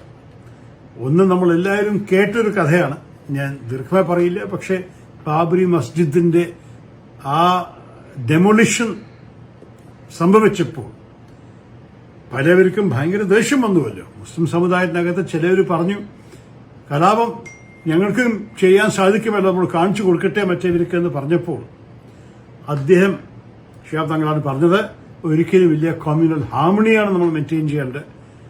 എന്നിട്ട് എനിക്കൊരു പ്രത്യേകിച്ച് എൻ്റെ ഹൃദയത്തിൽ തട്ടിയ ഒരു കഥയായിരുന്നു. അദ്ദേഹത്തിന്റെ ട്രസ്റ്റഡ് ഫോളോവേഴ്സിനെ പല ഹിന്ദു ക്ഷേത്രത്തിന് മുമ്പിൽ നിന്നിട്ട് ആ ക്ഷേത്രങ്ങളുടെ എതിരെ ഒരിക്കലും ഒരു ആക്രമണം നടക്കരുത് എന്ന് ഗ്യാരണ്ടി ചെയ്തത് ഈ നേതാവാണ് ശ്രീ ഷിഹാബ് തങ്ങൾ. അത് ഒരേ സമയത്ത് ഓഗസ്റ്റ് മാസത്തിൽ നിങ്ങൾക്ക് അറിയാമല്ലോ, പലവരും ശബരിമലയിൽ നിന്ന് കേരളം ഇറങ്ങി നോക്കുക വരുന്ന സമയമായിരുന്നു, പീക്ക് സീസണായിരുന്നു ശബരിമലയിൽ. അതുകൊണ്ട് പലവരും മുസ്ലിം ഭൂരിപക്ഷ ജില്ലകൾ, നഗരത്തിലും ഗ്രാമത്തിലൊക്കെ അവര് നടന്നു പോകുന്ന സമയത്തിൽ ഒരു 2 സമുദായത്തിന്റെ ഇടയിൽ ഒരു കലാപം വരാൻ എളുപ്പകാര്യമായിരുന്നു. ചില ട്രബിൾ മേക്കേഴ്സ് അങ്ങനെ ചെയ്യാൻ ആഗ്രഹിച്ചിട്ടുണ്ടെങ്കിൽ ഷിഹാബ് തങ്ങൾ അതിനെക്കുറിച്ച് ആലോചിച്ചിട്ടും ചിന്തിച്ചിട്ടും അവർക്ക് ഒന്നും സംഭവിക്കാൻ പാടില്ല പറഞ്ഞിട്ട് അദ്ദേഹത്തിന്റെ നേതൃത്വം വഴിക്ക് ഒരു പീസ്ഫുൾ ആയിട്ട് 1992 നടന്നു. പിന്നെ എല്ലാവർക്കും അങ്ങാടിപ്പുരം കണ്ടിട്ടുണ്ടോ എന്ന് എനിക്കറിയില്ല. ഞാൻ അവിടെ പോയി. അവിടുത്തെ വലിയൊരു വാതിലുണ്ട്, അങ്ങാടിപ്പുരം വാതിൽ. ആരോ ഒരു ആന്റി സോഷ്യലായിരുന്നു, ഒരു സാമൂഹ്യ വിരുദ്ധമായ ഒരു വ്യക്തി 2007 വന്നിട്ട് ആ വലിയ നല്ല സൗന്ദര്യം ഭംഗിയുള്ളൊരു വലിയൊരു ഗേറ്റാണ് നമ്മളുടെ അങ്ങാടിപ്പൂരം ക്ഷേത്രത്തിൽ കയറുന്ന ആദ്യത്തെ ഒരു എൻട്രൻസ് ഗേറ്റ്, അതിനെ പോയി കത്തിച്ചു. ഭയങ്കര ടെൻഷൻ കൂടി. ആൾക്കാരെ പറഞ്ഞു ഇതൊരു ഹിന്ദു വിരുദ്ധനാണ് ചെയ്തിരിക്കുന്നത്, ഒരു മുസ്ലിം സമുദായത്തിന് അംഗമാവാൻ സാധ്യതയുണ്ടെന്നൊക്കെ പറഞ്ഞു. പക്ഷേ ഈ ആലോചന മുന്നോട്ട് പോകാൻ ആരും സമ്മതിച്ചില്ല. ഷിഹാബ് തങ്ങൾ ഉടനെ വന്ന് പറഞ്ഞു, ഈ വാതിൽ ഞാൻ ഏറ്റെടുത്തു, ഇതിനെ വീണ്ടും കെട്ടിത്തരാം. 8 മീറ്റർ ബൈ 2 മീറ്ററാണ്, ചെറിയ വാതിലല്ല. ഞാൻ പോയി കണ്ടിട്ടുണ്ട് അങ്ങാടിപ്പുരത്തിൽ. ഇവിടെ അദ്ദേഹം ഒരു സൗന്ദര്യമായ ഒരു ഓർണേറ്റ്, ബ്യൂട്ടിഫുള്ളി ഡെക്കറേറ്റഡ് വാതിലാണ് അങ്ങാടിപ്പുര ക്ഷേത്രത്തിൽ കെട്ടിക്കൊടുത്തിരിക്കുന്നത്. അതിനെക്കുറിച്ച് എല്ലാവരും സംസാരിക്കുമ്പോഴാണ് ഇത്ര നല്ലൊരു ഗിഫ്റ്റ്, ഒരു ജനറസ് ഡൊണേഷൻ ആണെന്ന് മാത്രമല്ല, അദ്ദേഹത്തിന്റെ ഇത് പ്രഖ്യാപിച്ച് ചെയ്യാൻ തുടങ്ങിയ ഉടനെ സമുദായങ്ങളുടെ ഇടയിലുള്ള ടെൻഷൻസ് ഉടനെ മാറിപ്പോയി. മൂന്നാമത്തെ കഥ ഒരു ചെറിയ കഥയാണ്. അത് എന്നോട് പറഞ്ഞത് ശ്രീ ഷാജഹാൻ മദംപത്താണ്, എഴുത്തുകാരൻ, നിങ്ങൾക്ക് അറിയാമായിരിക്കും. ഇത് 1990 സമയത്ത് ഒരു കഥയാണ്. അദ്ദേഹം പറഞ്ഞൊരു നാളികേര മരം, കോക്കനട്ട് ട്രീ, ഒരു ഹിന്ദു കുടുംബത്തിന്റെ അവരുടെ മുറ്റത്തിൽ വളരുന്നുണ്ടായിരുന്ന ഒരു ഒരു ഒരു ഒരു തേങ്ങമരം. അതിന്റെ തേങ്ങകൾ മരത്തുനിന്ന് ഒരു മുസ്ലിം പള്ളിയുടെ റൂഫിൽ വീണുകൊണ്ടിരിക്കുകയായിരുന്നു. അത് ക്ലേ റൂഫ് ടൈൽസ് ആണ്. അപ്പൊ അത് ഈ തേങ്ങ വീഴുമ്പോൾ ആ റൂഫ് ടൈൽസ് പൊട്ടും എളുപ്പത്തിൽ. ഇത് വെറുതെ ഈ 2 ദിവസവും അവരുടെ റൂഫിൽ ഒരു അപകടം ഇങ്ങനെ സംഭവിക്കുമ്പോൾ പള്ളിയിൽ പോകുന്നവർക്ക് ഭയങ്കര ദേഷ്യം വരാൻ തുടങ്ങി. ഇതെന്താണിത്, ഈ മരത്തിനെ ഇവർ മുറിച്ചു കളഞ്ഞൂടെ, എന്തിനാണ് ഞങ്ങളെ ഇങ്ങനെ ശല്യപ്പെടുത്തണമെന്ന് പറഞ്ഞൊരു സംസാരം തുടങ്ങി. അവര് പോയിട്ട് ഈ ഹിന്ദു കുടുംബം ചോദിച്ചു, നിങ്ങൾ മരം മുറിക്കണം, ഇത് ശരിയല്ല. അവര് പറഞ്ഞു ഞങ്ങൾ മുറിക്കില്ല എന്ന്. 2 സൈഡിലും കുറച്ച് വാശി കൂടി. 2 പള്ളിയിലത്തെ ആൾക്കാരും ഈ കുടുംബത്തിന്റെ മകനും പണക്കാട് സയ്യിദ് മുഹമ്മദ് അലി ശിഹാബ് തങ്ങൾ തന്നെ ഇതിനെ സോൾവ് ചെയ്യാൻ സാധിക്കുമെന്ന് അദ്ദേഹത്തെ കാണാൻ പോയി. അദ്ദേഹം 2 പേരുടെയും പ്രശ്നങ്ങൾ കേട്ടു. എന്നിട്ട് ഉടനെ അദ്ദേഹത്തിന്റെ സ്വന്തം പോക്കറ്റ് കുറച്ച് പൈസ എടുത്തിട്ട് അദ്ദേഹം ആ പള്ളിയുടെ ഒരു ജമാഅത്ത് കമ്മിറ്റിയുടെ അധ്യക്ഷർക്ക് ആ പണം കൊടുത്തിട്ട് പറഞ്ഞു, മസ്ജിദിന്റെ റൂഫിനെ ഇനി ക്ലേ അല്ല, നമ്മുടെ സാധാരണ റൂഫ് ടൈൽസ് അല്ല, കോൺക്രീറ്റ് കൊണ്ടാക്കണം. കാരണം അതോടെ ഈ തേങ്ങ വീണാലും പള്ളിക്കൊന്നും സംഭവിക്കില്ല. അത് പറഞ്ഞിട്ട് അദ്ദേഹം പണം കൊടുത്തിട്ട് ഇവരെ പറഞ്ഞയച്ചു. നിങ്ങൾ എല്ലാവർക്കും അറിയാലോ, ഏതെങ്കിലും ഒരു കാര്യത്തിന് ആദ്യത്തെ ഡൊണേഷൻ തങ്ങൾ തന്നിട്ടുണ്ടെങ്കിൽ അതിനർത്ഥം അദ്ദേഹത്തിന്റെ എല്ലാ അനുഗ്രഹത്തോടെ ഈ പ്രോജക്റ്റ് പൂർത്തിയാവും. അപ്പോൾ 2 കൂട്ടരും അവർ ഗ്രാമത്തേക്ക് തിരിച്ചു പോയപ്പോൾ ഈ ഹിന്ദു കുടുംബത്തിലത്തെ മകൻ ഇങ്ങനെ സംഭവിച്ചു എന്ന് പറഞ്ഞപ്പോൾ അദ്ദേഹത്തിന്റെ അമ്മ, അച്ഛനുണ്ടായിരുന്നില്ല, പക്ഷെ അമ്മയ്ക്ക് ഭയങ്കര ഒരു വിഷമം തോന്നി. അയ്യോ, നമ്മൾ തങ്ങൾ ഇങ്ങനെ ഒരു പള്ളിയുടെ റൂഫിനെയൊക്കെ മാറ്റി നമ്മൾക്ക് വേണ്ടി ചെയ്യുമ്പോൾ എന്തിനാണ് നമ്മളിങ്ങനെയൊക്കെ വാശി കാണിച്ചത്, അത് മഹാമോശമല്ലേ പറഞ്ഞു. അദ്ദേഹം പോയിട്ട് അവര് പോയിട്ട് ഈ വീട്ടമ്മ പോയിട്ട് തങ്ങളുടെ കണ്ടിട്ട് പറഞ്ഞു, ക്ഷമിക്കണം, എൻ്റെ മകൻ ഇങ്ങനെ വാശി കാണിക്കായിരുന്നില്ല, പള്ളിയിൽ നിങ്ങളൊന്നും ചെയ്യേണ്ട, ഞാൻ തന്നെ മരം വട്ടാനുള്ള ഓർഡർ കൊടുക്കാൻ പോവാണെന്ന് പറഞ്ഞു. തങ്ങൾ പറഞ്ഞു, അത്രേ, അങ്ങനെയൊന്നും പറയരുത്, ഈ തേങ്ങ മരം നമ്മുടെ ജീവിത അമൃതമാണ്. ഞാൻ ഇംഗ്ലീഷിലാണ് ഈ കഥ വായിച്ചത്. It is the elixir of life. ഇതിനെ സംരക്ഷിക്കണം നമ്മളുടെ കടമയാണ്. ഒരു പള്ളിയുടെ റൂഫിനെ മാറ്റാൻ എനിക്ക് ഒരു പ്രയാസമില്ല, മരം മുറിക്കരുത് പറഞ്ഞിട്ടാണ് തങ്ങൾ ഈ സ്ത്രീനെ പറഞ്ഞയച്ചത്.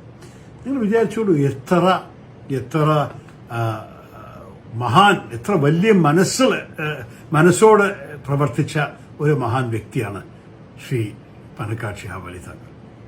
അപ്പൊ അദ്ദേഹത്തിന്റെ പേരിൽ എനിക്ക് ഒരു സമയത്ത് ഒരു അവാർഡ് കിട്ടി. അബുദാബിയിൽ പോയിട്ട് UAE ഒരു ഇയർ ഓഫ് ടോളറൻസ് 2019 പ്രഖ്യാപിച്ചപ്പോൾ പണക്കാട് ശിഹാബ് തങ്ങളിന്റെ പേരിൽ ഒരു മെമ്മോറിയൽ അവാർഡ് അവർ എനിക്ക് തരാൻ തീരുമാനിച്ചപ്പോൾ എനിക്ക് പ്രത്യേകിച്ച് നന്ദി തോന്നി. കാരണം ഇത്ര ഒരു മഹാൻ വ്യക്തി, അദ്ദേഹം ജീവിതത്തിൽ ചെയ്ത ഓരോരോ കാര്യങ്ങൾ നമ്മൾ ശരിക്ക് കണ്ട് കേട്ട് അഡ്മയർ ചെയ്യാനേ സാധിക്കുള്ളൂ. നമ്മൾക്ക് ഇതുപോലെ ചെയ്യാനുള്ള ആഗ്രഹമുണ്ടെങ്കിലും അദ്ദേഹത്തിന്റെ ആ വലിയ മനസ്സ് നമ്മുടെ എല്ലാവർക്കും കിട്ടാനുള്ള ഭാഗ്യമുണ്ടാവില്ല. അതുകൊണ്ട് ഞാൻ പ്രത്യേകിച്ച് പറയട്ടെ, ഇന്ന് നമ്മൾ വലിയ സന്തോഷത്തോടെയാണ് അദ്ദേഹത്തിനെ ഓർക്കുന്നത്. 12 വർഷം മുമ്പ് അദ്ദേഹം നമ്മളെ വിട്ടുപോയത് വലിയൊരു സങ്കടമുള്ളൊരു കാര്യമാണെങ്കിലും ഇന്നത്തെ മെമ്മോറിയൽ സർവീസ് അദ്ദേഹത്തിന്റെ ജീവിതത്തിന്റെ ഒരു സെലിബ്രേഷനായിട്ടും കാണണം.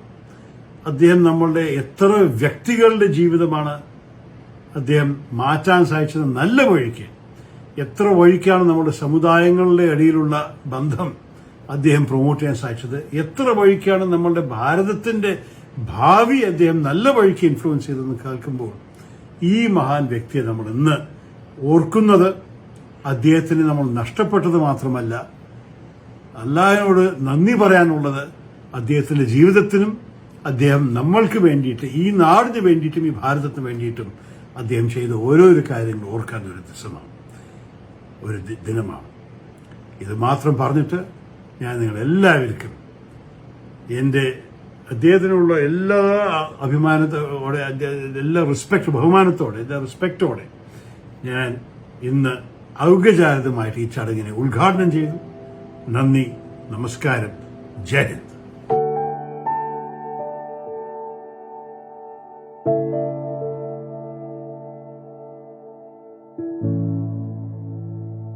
പാണക്കാട് മുഹമ്മദ് അലി ശിഹാബ് തങ്ങൾ അന്തരിച്ചിട്ട് 12 വർഷം തികയാണ്. അദ്ദേഹത്തിനെ കുറിച്ച് ഓർക്കുമ്പോൾ ഒരുപാട് ഓർമ്മകൾ നമ്മുടെ പലരുടെയും മനസ്സുകളിൽ ഓടിയെത്തും. ഒരു മതനേതാവ് എന്നുള്ള നിലയിൽ മാത്രമല്ല, രാഷ്ട്രീയ നേതാവ് എന്നുള്ള നിലയിലും സാമൂഹ്യ പ്രവർത്തനങ്ങൾക്ക് നേതൃത്വം നൽകുന്ന ഒരു വ്യക്തിത്വം എന്നുള്ള നിലയിലും, ഇതിനെല്ലാം ഉപരിയായി മതേതരത്വത്തിന്റെ പ്രതീകം എന്നുള്ള നിലയിലും ശിഹാബ് തങ്ങൾ നമ്മുടെയൊക്കെ മനസ്സുകളിൽ ഇപ്പോഴും ജീവിക്കുകയാണ്. അദ്ദേഹവുമായി വർഷങ്ങളായിട്ടുള്ള ബന്ധം എനിക്കുണ്ട്. ഞാൻ ഓർക്കുന്നു, ഞാൻ തെരഞ്ഞെടുപ്പിൽ മത്സരിച്ച എല്ലാ കാലഘട്ടങ്ങളിലും അദ്ദേഹത്തിന്റെ സജീവമായിട്ടുള്ള സാന്നിധ്യം ഉണ്ടായി. പലപ്പോഴും അദ്ദേഹത്തിന്റെ തെരഞ്ഞെടുപ്പ് യോഗങ്ങളിൽ നല്ലൊരു ജനക്കൂട്ടമാണ് ഉണ്ടാവാറുള്ളത്. എന്നാലൊരു രാഷ്ട്രീയ പ്രസംഗത്തിന്റെ കാര്യത്തിൽ അദ്ദേഹം അത്ര മുൻപന്തിയിലൊന്നുമല്ല. പക്ഷേ തങ്ങൾ പറയുന്ന വാചകങ്ങൾ കേൾക്കാൻ ഒരുപാട് ആളുകൾ തടിച്ചുകൂടിയിരുന്നു. അതിന്റെ കാരണം മറ്റൊന്നുമല്ല, അദ്ദേഹം പറയുന്നത് ആത്മാർത്ഥമായി പറയുന്ന വാചകങ്ങളാണ്. മറ്റ് രാഷ്ട്രീയക്കാരെ പോലെയല്ല. അദ്ദേഹം പറയുന്നത് അദ്ദേഹത്തിന്റെ ഹൃദയത്തിൽ തട്ടിയ വാക്കുകളായിട്ടാണ് ജനം അതെല്ലാം കേട്ടിരുന്നതും കണ്ടിരുന്നതും. അതുകൊണ്ട് തന്നെ തങ്ങളൊരു യോഗത്തിൽ വരിക എന്ന് പറഞ്ഞാൽ നല്ലൊരു ജനക്കൂട്ടമാണ് അവിടെ തടിച്ചുകൂടുക. 1989 ഞാൻ ആദ്യമായിട്ട് കോഴിക്കോട് ലോക്സഭയിലേക്ക് മത്സരിക്കുന്നു. അന്ന് ആദ്യം എനിക്ക് വേണ്ടി 15ഓളം സ്ഥലങ്ങളിലാണ് പ്രചരണത്തിന് വന്നത്. അന്ന് ഞാൻ രാഷ്ട്രീയ രംഗത്ത് തന്നെ ഒരു പുതുമുഖമായിരുന്നു, ഇലക്ഷൻ രംഗത്തും പുതുമുഖമായിരുന്നു. ഒരുപാട് വർഷത്തെ രാഷ്ട്രീയ പാരമ്പര്യമുള്ള ഷിബിച്ചി വിഭാഗമായിട്ടാണ് ഞാൻ ആദ്യം മത്സരിക്കുന്നത്. പക്ഷെ അന്ന് 15ഓളം യോഗങ്ങളിൽ, അതായത് കോഴിക്കോട് നഗരം മുതൽ വയനാട് അതിർത്തി വരെ തങ്ങൾ നടത്തിയ പ്രചരണ പരിപാടികൾ അന്ന് എന്റെ വിജയത്തിൽ കാര്യമായിട്ടുള്ള പങ്കുവഹിച്ചിട്ടുണ്ട്. 1999 ഞാൻ മത്സരിക്കുമ്പോൾ അന്ന് തങ്ങൾക്ക് ശാരീരികമായിട്ടുള്ള അസുഖം കാരണം ഡോക്ടർമാർ കർശനമായിട്ടുള്ള വിശ്രമം നിർദ്ദേശിച്ചൊരു സാഹചര്യമായി. കഴിയുന്ന തെരഞ്ഞെടുപ്പ് പ്രവർത്തനങ്ങൾ ഒഴിവാക്കണം എന്ന് തന്നെ അദ്ദേഹത്തിനോട് ഡോക്ടർമാർ ഉപദേശിച്ചു. ഞാൻ അദ്ദേഹത്തിനെ ചെന്ന് അനുഗ്രഹം വാങ്ങുമ്പോൾ ഞാൻ പറഞ്ഞപ്പോൾ അദ്ദേഹം തങ്ങളുടെ അസുഖം കാരണം പ്രചരണത്തിന് വരണം എന്നാവശ്യപ്പെടാനുള്ള ഒരു മനസ്ഥിതി എനിക്കുണ്ടായില്ല. കാരണം അദ്ദേഹത്തിന്റെ അസുഖം അത്രമാത്രം ഡിസ്ക് പെയിനൊക്കെ ആയിട്ട് അദ്ദേഹം വിശ്രമിക്കാം. പക്ഷെ എന്റെ പ്രയാസങ്ങൾ മനസ്സിലാക്കിക്കൊണ്ട് തങ്ങൾ പറഞ്ഞു ഞാൻ ഉറപ്പായിട്ട് വരാം. ആ ഡിസ്പ്ലേയിലും വെച്ചുകൊണ്ട് കോഴിക്കോട്, കൊടുവള്ളി, ബത്തേരി, കൽപ്പറ്റ തുടങ്ങിയ നിയോജകമണ്ഡലങ്ങളിലെല്ലാം എനിക്ക് വേണ്ടി അദ്ദേഹം പ്രചരണത്തിന് വന്ന് ഞാൻ ഓർക്കുക. അപ്പോൾ തങ്ങളുണ്ടെങ്കിൽ, തങ്ങളുടെ സാന്നിധ്യം ഉണ്ടെങ്കിൽ അത് സ്ഥാനാർത്ഥികൾക്കൊക്കെ ഒരു ബൂസ്റ്റപ്പായിരുന്നു. അപ്പോൾ അത്രയേറെ അദ്ദേഹത്തിന് ജനങ്ങളുമായിട്ടൊരു മാനസികമായിട്ടുള്ള ഐക്യവും ബന്ധവും ഉണ്ടായിരുന്നു. 1992 ഡിസംബർ 6 ബാബറി മസ്ജിദ് തകർന്നപ്പോൾ അന്ന് ഇന്ത്യ ഭരിച്ചിരുന്ന കോൺഗ്രസ് ആയിരുന്നു. എല്ലാവരും കോൺഗ്രസിന് നേരെ വാളോങ്ങിയപ്പോൾ അന്ന് തങ്ങൾ പറഞ്ഞു, കോൺഗ്രസിന് തെറ്റുപറ്റിയിട്ടുണ്ട്, ഗവൺമെന്റിന് തെറ്റുപറ്റി. പക്ഷേ അതിന്റെ പേരിൽ കോൺഗ്രസിനെ ഒറ്റപ്പെടുത്തിയാണ്. അതിന് ഭാവിയിൽ വലിയ വില കൊടുക്കേണ്ടി വരും.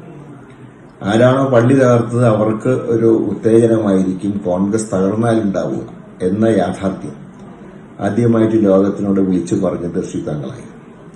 അന്ന് പലരും തങ്ങളെ കുറ്റപ്പെടുത്തി, തങ്ങളെ പരിഹസിച്ചു. പക്ഷേ അങ്ങനെയുള്ളവരൊക്കെ പിന്നീട് തങ്ങൾ പറഞ്ഞതിന്റെ യാഥാർത്ഥ്യം മനസ്സിലാക്കി. അതുപോലെ തന്നെ എവിടെയെങ്കിലും സംഘർഷങ്ങളുണ്ടെങ്കിൽ, വർഗീയ സംഘർഷങ്ങളുണ്ടെങ്കിൽ അവിടെ തങ്ങളുടെ സാന്നിധ്യം ആ സംഘർഷം ഒഴിവാക്കുന്നതിന് സഹായിച്ചിരുന്നു. ഞാൻ ഓർക്കുന്നത് തങ്ങളുടെ അവസാന കാലഘട്ടങ്ങളിൽ ഒരിക്കൽ ഒരു ശിവക്ഷേത്രം, അങ്ങാടിപ്പുറത്തെ ശിവക്ഷേത്രത്തിന്റെ ഗോപുരനട ആരോ ചില സാമൂഹ്യ വിരുദ്ധർ തകർത്തപ്പോൾ കാര്യമായിട്ടുണ്ടാകുമായിരുന്ന ഒരു വർഗീയ സംഘർഷം ഒഴിവായി എന്നുള്ളത് ഒരു ചരിത്ര സത്യമാണ്. അങ്ങനെയൊക്കെയുള്ള ഒരു വ്യക്തിത്വമായിരുന്നു താങ്കൾക്കുണ്ടായിരുന്നത്. ഇന്ന് കേരള രാഷ്ട്രീയവും ഇന്ത്യൻ രാഷ്ട്രീയമൊക്കെ കാണുമ്പോൾ തങ്ങളുണ്ടായിരുന്നെങ്കിൽ, കെ കരുണാകരൻ ഉണ്ടായിരുന്നെങ്കിൽ എന്ന് ചിന്തിക്കാത്ത ജനാധിപത്യ വിശ്വാസികളില്ല.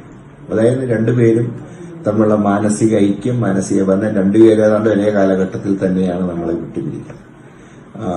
അങ്ങനെയുള്ളൊരു മഹാനായിട്ടുള്ളൊരു വ്യക്തിയെ അനുസ്മരിക്കുമ്പോൾ അദ്ദേഹത്തിന്റെ അനുഗ്രഹം നമുക്കുണ്ടാവണം എന്നാണ് നമ്മുടെയൊക്കെ പ്രാർത്ഥന. മതേതരത്വം നിലനിർത്താനും ജനാധിപത്യം നിലനിർത്താനും തങ്ങളുടെ ഓർമ്മകൾ നമുക്കൊക്കെ ഉത്തേജനമാവട്ടെ എന്ന് മാത്രം പറഞ്ഞുകൊണ്ട് തങ്ങളുടെ പാവന സ്മരണയ്ക്ക് മുമ്പിൽ ആദരാഞ്ജലി അർപ്പിക്കുക.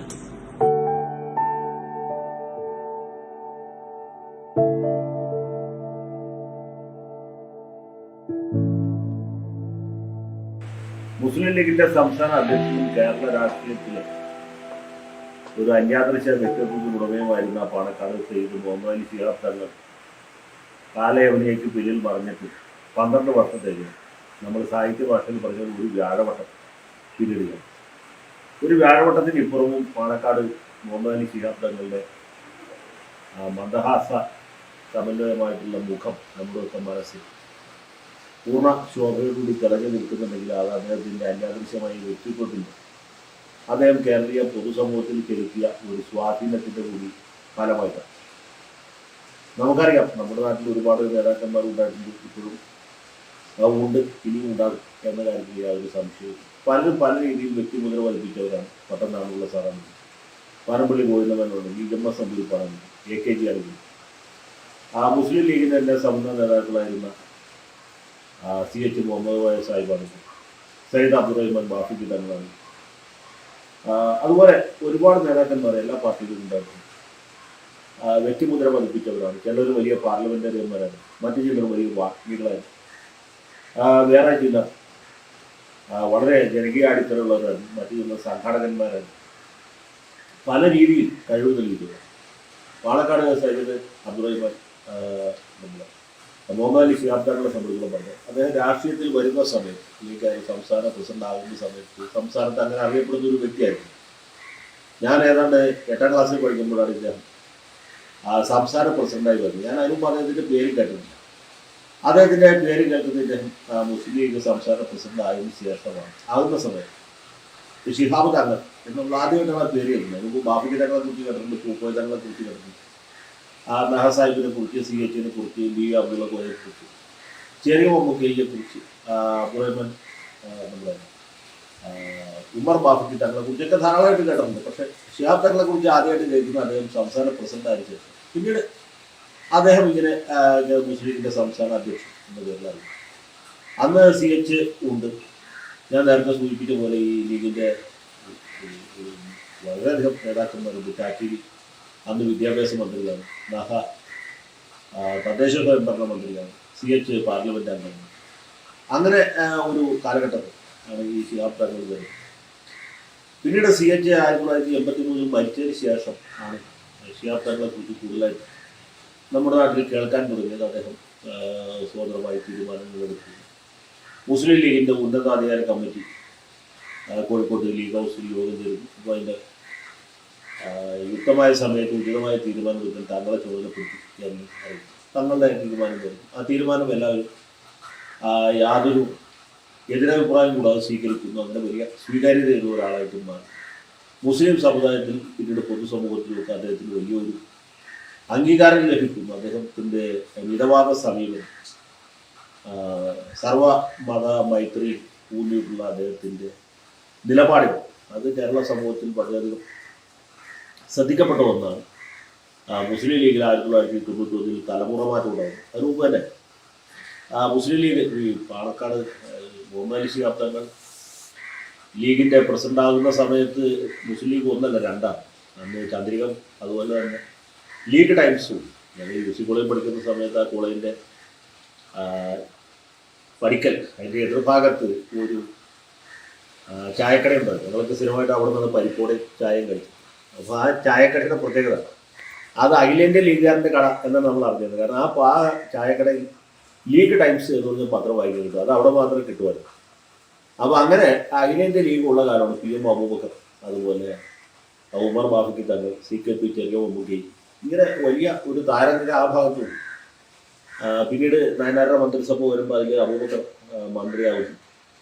അങ്ങനെ ഒരുപാട് സംഗതികളുണ്ട്. പക്ഷേ 1985 ഈ അഖിലേന്ത്യാ ലീഗിനെ കൂടി ഇന്ത്യൻ യൂണിയൻ മുസ്ലിം ലീഗുമായിട്ട് ലയിപ്പിക്കും എന്ന് മാത്രമല്ല അതിൽ നിന്ന് വന്ന ആളുകൾക്ക് വലിയ ഒരു അക്കമഡേഷൻ കൊടുക്കും. ഈ തിരിച്ചു വരുന്നവരെ പാർട്ടിയിലേക്ക് തറവാട്ടിലേക്ക് സ്വീകരിക്കുന്നു. ബാബ ഹാജിയെ നിയമസഭാ കക്ഷി നേതാവാക്കും. ET മുഹമ്മദ് ബഷീർ, അതുപോലെ അബ്ദുറഹ്മാൻ രണ്ടത്താണി, KK മുഹമ്മദ് മുതലായ അന്നത്തെ അഖിലേന്ത്യാ ലീഗിൻ്റെ നേതാക്കന്മാർക്കൊക്കെ അവർ അർഹിക്കുന്ന പദവി മുസ്ലിം ലീഗിൽ കൊടുക്കും. അങ്ങനെ സമന്വയത്തിൻ്റെ സൗഹാർദ്ദത്തിൻ്റെയുമായ ഒരു പുതിയ അന്തരീക്ഷം ഉണ്ടാകുന്നു. അതിനുശേഷമാണ് ഇന്ത്യൻ യൂണിയൻ മുസ്ലിം ലീഗ് വലിയ രാഷ്ട്രീയ പ്രസ്ഥാനമായിട്ട് മാറി. വിഘടിച്ചു പോയ ആളില്ല. അന്ന് വിമത ലീഗ് എന്നാണ് ഇവരെ പറ്റി പറഞ്ഞത്. വിമത ലീഗ് അതിനോട് വന്നപ്പോൾ പാർട്ടിക്കൊരു നവോന്മേഷം ഉണ്ടാകുന്നു, പുതിയ ചൈതന്യം ഉണ്ടാകുന്നു. അടുത്ത തെരഞ്ഞെടുപ്പ് ആകുമ്പോൾ ലീഗ് വളരെ ഒരു പ്രബല ശക്തിയായിട്ട് മാറുന്നു. അതിന് മുമ്പ് 2 മന്ത്രിമാരുണ്ടായിരുന്നു. CH ഉപമുഖ്യമന്ത്രിയാകുന്ന സമയത്ത് അത് 3 വർദ്ധിച്ചു. പിന്നീട് ഈ പഴയ അഖിലേന്ത്യാ ലീഗ് വന്നതിന് ശേഷമാണ് ലീഗിന് 4 മന്ത്രിമാരും ഒക്കെ ഉണ്ടാകുന്ന ഒരു ഘട്ടത്തിലേക്ക് പോകുന്നത്. 1991 ലീഗിൽ തലമുറ മാറ്റം ഉണ്ടാകും. നമ്മളിപ്പോൾ ഈ കോൺഗ്രസിലൊക്കെ വളരെ ബന്ധപ്പെട്ട് കൈയും കാലിട്ട് അടിച്ചാണ് തലമുറ മാറ്റം ഉണ്ടാകുന്നതിൻ്റെ വേദനകളും വ്യാപനാദികളൊക്കെ നമ്മൾ ഈ സമീപകാലത്ത് കണ്ടത്. മുസ്ലിം ലീഗിൽ ഒരു ഭൂവിരിയുന്ന ലാഘവത്തോടുകൂടി തലമുറ മാറ്റം ഉണ്ടാകുന്നു. ബാബ ഹാജിയുടെ സ്ഥാനത്ത് കുഞ്ഞാലിക്കുട്ടി സാഹിബ്, നിയമസഭാ കക്ഷി നേതാവ്, എല്ലാം പുതിയ ആളുകൾ, ചെറുപ്പക്കാർ. ET മുഹമ്മദ് ബഷീർ, അതുപോലെ PKK ബാവ, CT അഹമ്മദ് അലി, ഇവരൊക്കെ ആ സ്ഥാനത്തേക്ക് വരും. അങ്ങനെ ലീഗിൽ തലമുറ മാറ്റം ഉണ്ടാകുന്നു. പഴയ നേതാക്കന്മാരുടെ സ്ഥാനത്ത് പുതിയ ആൾക്കാർ വരും. അഹമ്മദിന് പാർലമെന്റിലേക്കായിരുന്നു. അങ്ങനെ 91 തലമുറ മാറ്റം ഉണ്ടാകുന്നു. അതേ സമയത്ത് തന്നെ ലീഗ് വലിയൊരു വൈഷമ്യത്തിൽ പെടുന്നില്ല. ലീഗ് മാത്രമല്ല, രാജ്യത്തെ മുസ്ലിം സമുദായം വലിയ സംഘർഷത്തിൽ കൂടി മനോവേദനയിൽ കൂടി കടന്നു പോകുന്ന ഒരു സമയമാണ് 1992, 92 എന്നുള്ളത്. അതിന് മുമ്പ് തന്നെ പ്രശ്നങ്ങൾ തുടങ്ങിയത്. രാമജന്മഭൂമി വിഷയം ഉയർത്തിക്കൊണ്ട് BJP വലിയ തോതിൽ ബഹുജന വികാരം ഉണ്ടാക്കുന്നു, ഹിന്ദുത്വ വികാരം ആളിക്കത്തിക്കുന്നു, ശിലാന്യാസം നടത്തുന്നു. അതിനെ തുടർന്ന് വടക്കേ ഇന്ത്യയിൽ പല സ്ഥലത്തും വർഗീയ ലഹളവും ഉണ്ടാകുന്നു. മൊറാദാബാദിൽ ലഹളയുണ്ടായി 1000-ലധികം ആളുകൾ മരിക്കുന്നു. രാജ്യത്തിൻ്റെ നാനാഭാഗത്തും വലിയ തോതിൽ സംഘർഷങ്ങളും സംഘടനകളും ഒക്കെ ഉണ്ടാകുന്നു. 89-ലെ 84 വെറും 2 സീറ്റ് കിട്ടിയ BJP 1989 ആകുമ്പോഴത്തേക്കും 88 സീറ്റിലേക്ക് ഉയർന്നു. പിന്നീട് അത് പിന്നെയും വർദ്ധിക്കുന്നു. 91 ആകുമ്പോഴത്തേക്ക് അവർ പ്രധാനപ്പെട്ട പ്രതിപക്ഷ കക്ഷി എന്ന നിലയിലേക്ക് എത്തുന്നു. അങ്ങനെ പിന്നെയും വർഗീയ ലഹളം ഉണ്ടാകുന്നു. രാജ്യത്ത് മൊത്തത്തിൽ കലാപകലുഷിതമായ ഒരു അന്തരീക്ഷം നിലനിൽക്കുന്നു. ആ ഘട്ടത്തിൽ കേരളത്തിൽ വളരെയധികം സംയമനത്തോടുകൂടി സൗഹാർദ്ദത്തോടുകൂടി കാര്യങ്ങൾ കൊണ്ടുപോകാൻ കഴിഞ്ഞത് പ്രധാനമായിട്ടും പാണക്കാട് മുഹമ്മദ് ശിഹാബ് തങ്ങളുടെ മുൻകൈയിലാണ്. മുസ്ലിം ലീഗ് നേതൃത്വത്തിൻ്റെ വലിയ ശക്തമായ ഇടപെടൽ ഈ കാര്യത്തിൽ ഉണ്ടായിരുന്നതുകൊണ്ടാണ്. ഇവിടെ പ്രകോപനങ്ങളില്ലാതിരുന്നിട്ടില്ല. പ്രകോപനങ്ങളൊക്കെ പലപ്പോഴും ഉണ്ടായിരുന്നു. കാട്ടൂർ മൗലവിയുടെ കൊലപാതകം അടക്കമുള്ള കാര്യങ്ങളും ഉണ്ടായി. പിന്നെ നമ്മുടെ അബ്ദുൽ നാസർ മദനി അദ്ദേഹത്തെ കൊണ്ട് കഴിയാവുന്ന രീതിയിലുള്ള സംഘർഷങ്ങളൊക്കെ ഉണ്ടാക്കാൻ ശ്രമിക്കുന്നു. അദ്ദേഹത്തിൻ്റെ പ്രസംഗം കേൾക്കാൻ ധാരാളം ആൾ കൂടിയിരുന്നു. അദ്ദേഹത്തിൻ്റെ പ്രസംഗം വലിയ തോതിൽ ആളുകൾക്ക് വികാര ആവേശം ഉണ്ടാക്കിയിരുന്നു, ഒക്കെ ശരിയാണ്. പക്ഷേ അത് ഒരിക്കലും ഒരു പിടിവിട്ട നിലയിലേക്ക് പോകാതിരുന്നത് മുസ്ലിം ലീഗ്, പ്രത്യേകിച്ച് വടക്കൻ കേരളത്തിൽ മലബാർ ഭാഗത്ത് ഇത് തീരെ വേശാതെ പോയിരുന്നു. ഇങ്ങനെ ഒരു നേതൃത്വം കൂടി ഉണ്ടായിരുന്നുകൊണ്ട് മുസ്ലിം ലീഗ് വളരെയധികം പണിപ്പെട്ട് ഈ സമുദായാംഗങ്ങളെ, പാർട്ടി പ്രവർത്തകരെ, ഈ പാർട്ടിയുടെ അച്ചടക്കത്തിൻ്റെ 4 അതിരുകൾക്കകത്ത് വികാരത്തേക്കാൾ കൂടുതൽ വിചാരത്തിന് പ്രാധാന്യം നൽകിക്കൊണ്ട് മുന്നോട്ട് കൊണ്ടുപോയതുകൊണ്ടാണ്. കാരണം ഒരു ബഹുസ്വര സമൂഹത്തിൽ അങ്ങനെ വികാരങ്ങൾക്ക് അടിമപ്പെടുകയും പെട്ടെന്ന് ഉത്തേജിതരായി അതിക്രമങ്ങൾക്ക് തിരിയുകയും ചെയ്യുന്നത് മൊത്തത്തിൽ സമുദായത്തിന് ദോഷം ചെയ്യും എന്ന തിരിച്ചറിവ് ഉണ്ടായിരുന്നു. അപ്പോൾ നമ്മൾ ഭരണഘടനയുടെ ചുമരുകൾക്കുള്ളിൽ ജനാധിപത്യപരമായ പരിഷ്കാരത്തിലൂടെ മുസ്ലിം സമുദായത്തിൽ വിദ്യാഭ്യാസപരമായിട്ടും സാമൂഹികമായിട്ടും സാമ്പത്തികമായിട്ടും രാഷ്ട്രീയമായിട്ടും ഉള്ള ഒരു മുന്നോക്കാവസ്ഥയിലേക്ക് കൈപിടിച്ച് ഉയർത്തുന്നത്, അതാണ് മുസ്ലിം ലീഗിൻ്റെ ഏറ്റവും വലിയ സംഭാവന എന്ന് ഞാൻ പറയും. ഇപ്പോൾ രാജ്യത്തിൻ്റെ നാനാഭാഗങ്ങളിലുള്ള മുസ്ലിങ്ങളെ അപേക്ഷിച്ച് കേരളത്തിലെ മുസ്ലിങ്ങൾ ഭൗതികമായ ഒരു പുരോഗതി കൈവരിച്ചിട്ടുണ്ട്. അതിന് കാരണം ഈ വിദ്യാഭ്യാസപരമായ പുരോഗതിയാണ്, അതിൽ നിന്നുണ്ടായ സാമൂഹ്യമായ പുരോഗതിയാണ്, അതിൻ്റെ തുടർച്ച എന്നുണ്ടായ സാമ്പത്തികമായ പുരോഗതിയാണ്. അതിൽ ഗൾഫ് ഒരു പ്രധാനപ്പെട്ട ഘടകം തന്നെയാണ്. പക്ഷേ രാജ്യത്തിൻ്റെ മറ്റൊരു ഭാഗത്തുനിന്നും ആളുകൾ മുസ്ലിം സമുദായക്കാരാണെങ്കിൽ പോലും ഇതുപോലെ ഗൾഫിൽ പോകുന്നില്ല. അതെന്തുകൊണ്ടാണ് എന്നുള്ള ചോദ്യമുണ്ട്. ഇന്നിപ്പോൾ യൂറോപ്പിലോ അമേരിക്കയിലോ ഒക്കെ മലയാളി മുസ്ലിങ്ങൾ, പ്രത്യേകിച്ച് മലബാറിൽ നിന്നുള്ള ചെറുപ്പക്കാർ ഉന്നത സ്ഥാനങ്ങളിലെത്തിയിട്ടുണ്ടെങ്കിൽ അത് മുസ്ലിം ലീഗ് മലബാറിൽ തുടക്കം കുറിച്ച ഒരു വിദ്യാഭ്യാസ വിപ്ലവത്തിൻ്റെ തുടർച്ചയാണ്. അങ്ങനെ സാമൂഹ്യമായ ഒരു പരിഷ്കാരം, സാമൂഹ്യമായ പരിവർത്തനം ഉണ്ടാകുന്നു. അതനുസരിച്ച് സ്ത്രീ വിദ്യാഭ്യാസത്തിന് വലിയ പ്രാധാന്യം നൽകും. മുസ്ലിം പെൺകുട്ടികളുടെ വിദ്യാഭ്യാസ രംഗത്ത് വലിയ ഉയർച്ച നേടും. അങ്ങനെ നിശബ്ദമായ ഒരു വിപ്ലവം ഇവിടെ അരങ്ങേറി. അതിൽ മുസ്ലിം ലീഗ് വളരെ പ്രധാനപ്പെട്ട പങ്ക് വഹിച്ചിട്ടുണ്ട്. അതിൻ്റെ ബീജവാപം കുറിച്ചത് സി.വി. സാഹിബ് ആണ് എന്ന് പറയാം. അതിനെ വെള്ളവും വളവും കൊടുത്ത് വളർത്തിയത് C.H. മുഹമ്മദ് കോയയാണ്, യാതൊരു സംശയവും. പക്ഷെ അത് അതിൻ്റെ ഫലപ്രാപ്തിയിലെത്തിയത്, അത് കതിരണിഞ്ഞത്, ഫലം നൽകിയത് തീർച്ചയായിട്ടും നമ്മുടെ ശിഹാബ് തങ്ങളുടെ സമയത്താണ്. അദ്ദേഹത്തിൻ്റെ വിശ്വസ്ത സജീവന്മാരായിട്ടുള്ള E.T. മുഹമ്മദ് ബഷീറിൻ്റെ, നാലകത്ത് സൂഫിയുടെ, അബ്ദുൾ റബ്ബിൻ്റെ ഒക്കെ പരിശ്രമ ഫലമായിട്ടാണ്, യാതൊരു സംശയവും. അതിൻ്റെ ഗുണഫലമാണ് ഇന്നിപ്പോൾ കേരളത്തിലെ മുസ്ലിങ്ങൾ അനുഭവിക്കുന്നത്. പ്രത്യേകിച്ച് മലബാർ ഭാഗത്തുള്ള മുസ്ലിങ്ങൾ അനുഭവിച്ചുകൊണ്ടിരിക്കുന്നത്. ഇതുപോലെ ഒരു അനുഭവം, ഇതുപോലെ ഒരു അനുഗ്രഹം രാജ്യത്തിന് മറ്റൊരു ഭാഗത്തും മുസ്ലിങ്ങൾക്ക് ഉണ്ടായില്ല എന്നുള്ളതാണ് അവരുടെ നിർഭാഗ്യം. അതിൻ്റെ ഒരു കാരണം എന്ന് വെച്ചാൽ വടക്കേ ഇന്ത്യയിൽ എന്തുകൊണ്ട് മുസ്ലിം സമുദായം പിന്തള്ളപ്പെട്ടു പോയി എന്ന് ചോദിച്ചാൽ അതിൽ പല കാരണങ്ങളുണ്ട്. ഒരു പ്രധാനപ്പെട്ട കാരണം രാഷ്ട്രീയമായ ഇച്ഛാശക്തിയില്ല, രാഷ്ട്രീയമായ വിലപേശൽ ശക്തിയില്ല മുസ്ലിങ്ങൾക്ക് ഇരുന്നത്. സ്വാതന്ത്ര്യം കിട്ടി വളരെയധികം കാലം മുസ്ലിങ്ങൾ ഇന്ത്യൻ നാഷണൽ കോൺഗ്രസിനാണ് വോട്ട് ചെയ്തുകൊണ്ടിരുന്നത്. പിന്നീട് കോൺഗ്രസിൽ നിന്നും നീതി കിട്ടുകയില്ല എന്ന തോന്നൽ ഉണ്ടായപ്പോൾ അവർ പ്രാദേശിക പാർട്ടികളിൽ അഭയം തേടി. പ്രത്യേകിച്ച് സമാജ്വാദി പാർട്ടി, ബഹുജൻ സമാജ് പാർട്ടി, അതുപോലെ നമ്മുടെ ലാലു പ്രസാദിൻ്റെ രാഷ്ട്രീയ ജനതാദൾ, രാംവിലാസ് പാസ്വാൻ്റെ രാഷ്ട്രീയ ലോക്, ഇങ്ങനെ ഒരുപാട് പാർട്ടികളുണ്ട്. ഇപ്പോൾ ഏറ്റവും അവസാനം മമതാ ബാനർജിയുടെ തൃണമൂൽ കോൺഗ്രസ് വരെ ഉള്ള പാർട്ടികൾ. ഈ പാർട്ടികളിലൊക്കെ അഭയം തേടുകയും അവരിൽ നിന്നും നീതി കിട്ടും എന്ന് പ്രതീക്ഷിക്കുന്നു. അവരിൽ നിന്ന് ഒരുപക്ഷെ രാഷ്ട്രീയമായ പ്രാതിനിധ്യം കിട്ടിക്കാണും, അല്ലെങ്കിൽ കോൺഗ്രസിനേക്കാൾ ഭേദമാണ് ഈ പ്രാദേശിക പാർട്ടികളെന്ന് അവിടുത്തെ ആളുകൾക്ക് തോന്നിക്കാണും. പക്ഷേ ശരിയായ രീതിയിലുള്ള ഒരു സാമൂഹ്യ പുരോഗതി ഉണ്ടാക്കാനായിട്ട് ഈ പാർട്ടികൾക്ക് കഴിഞ്ഞില്ല.